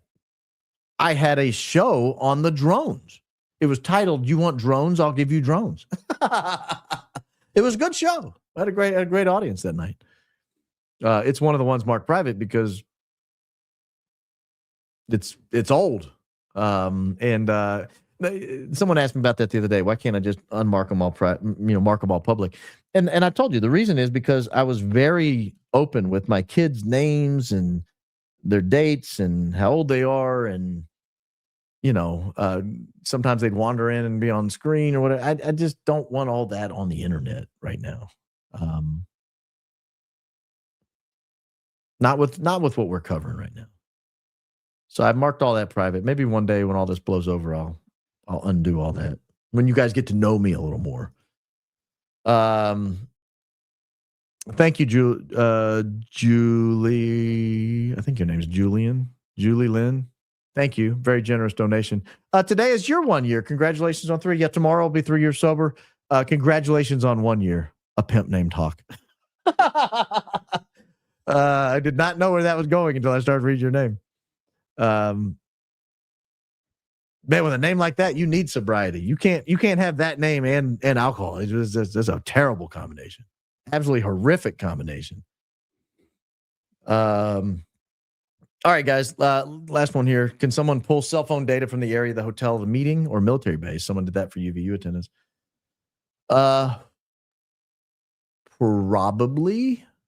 Probably. I don't know. That's a good question.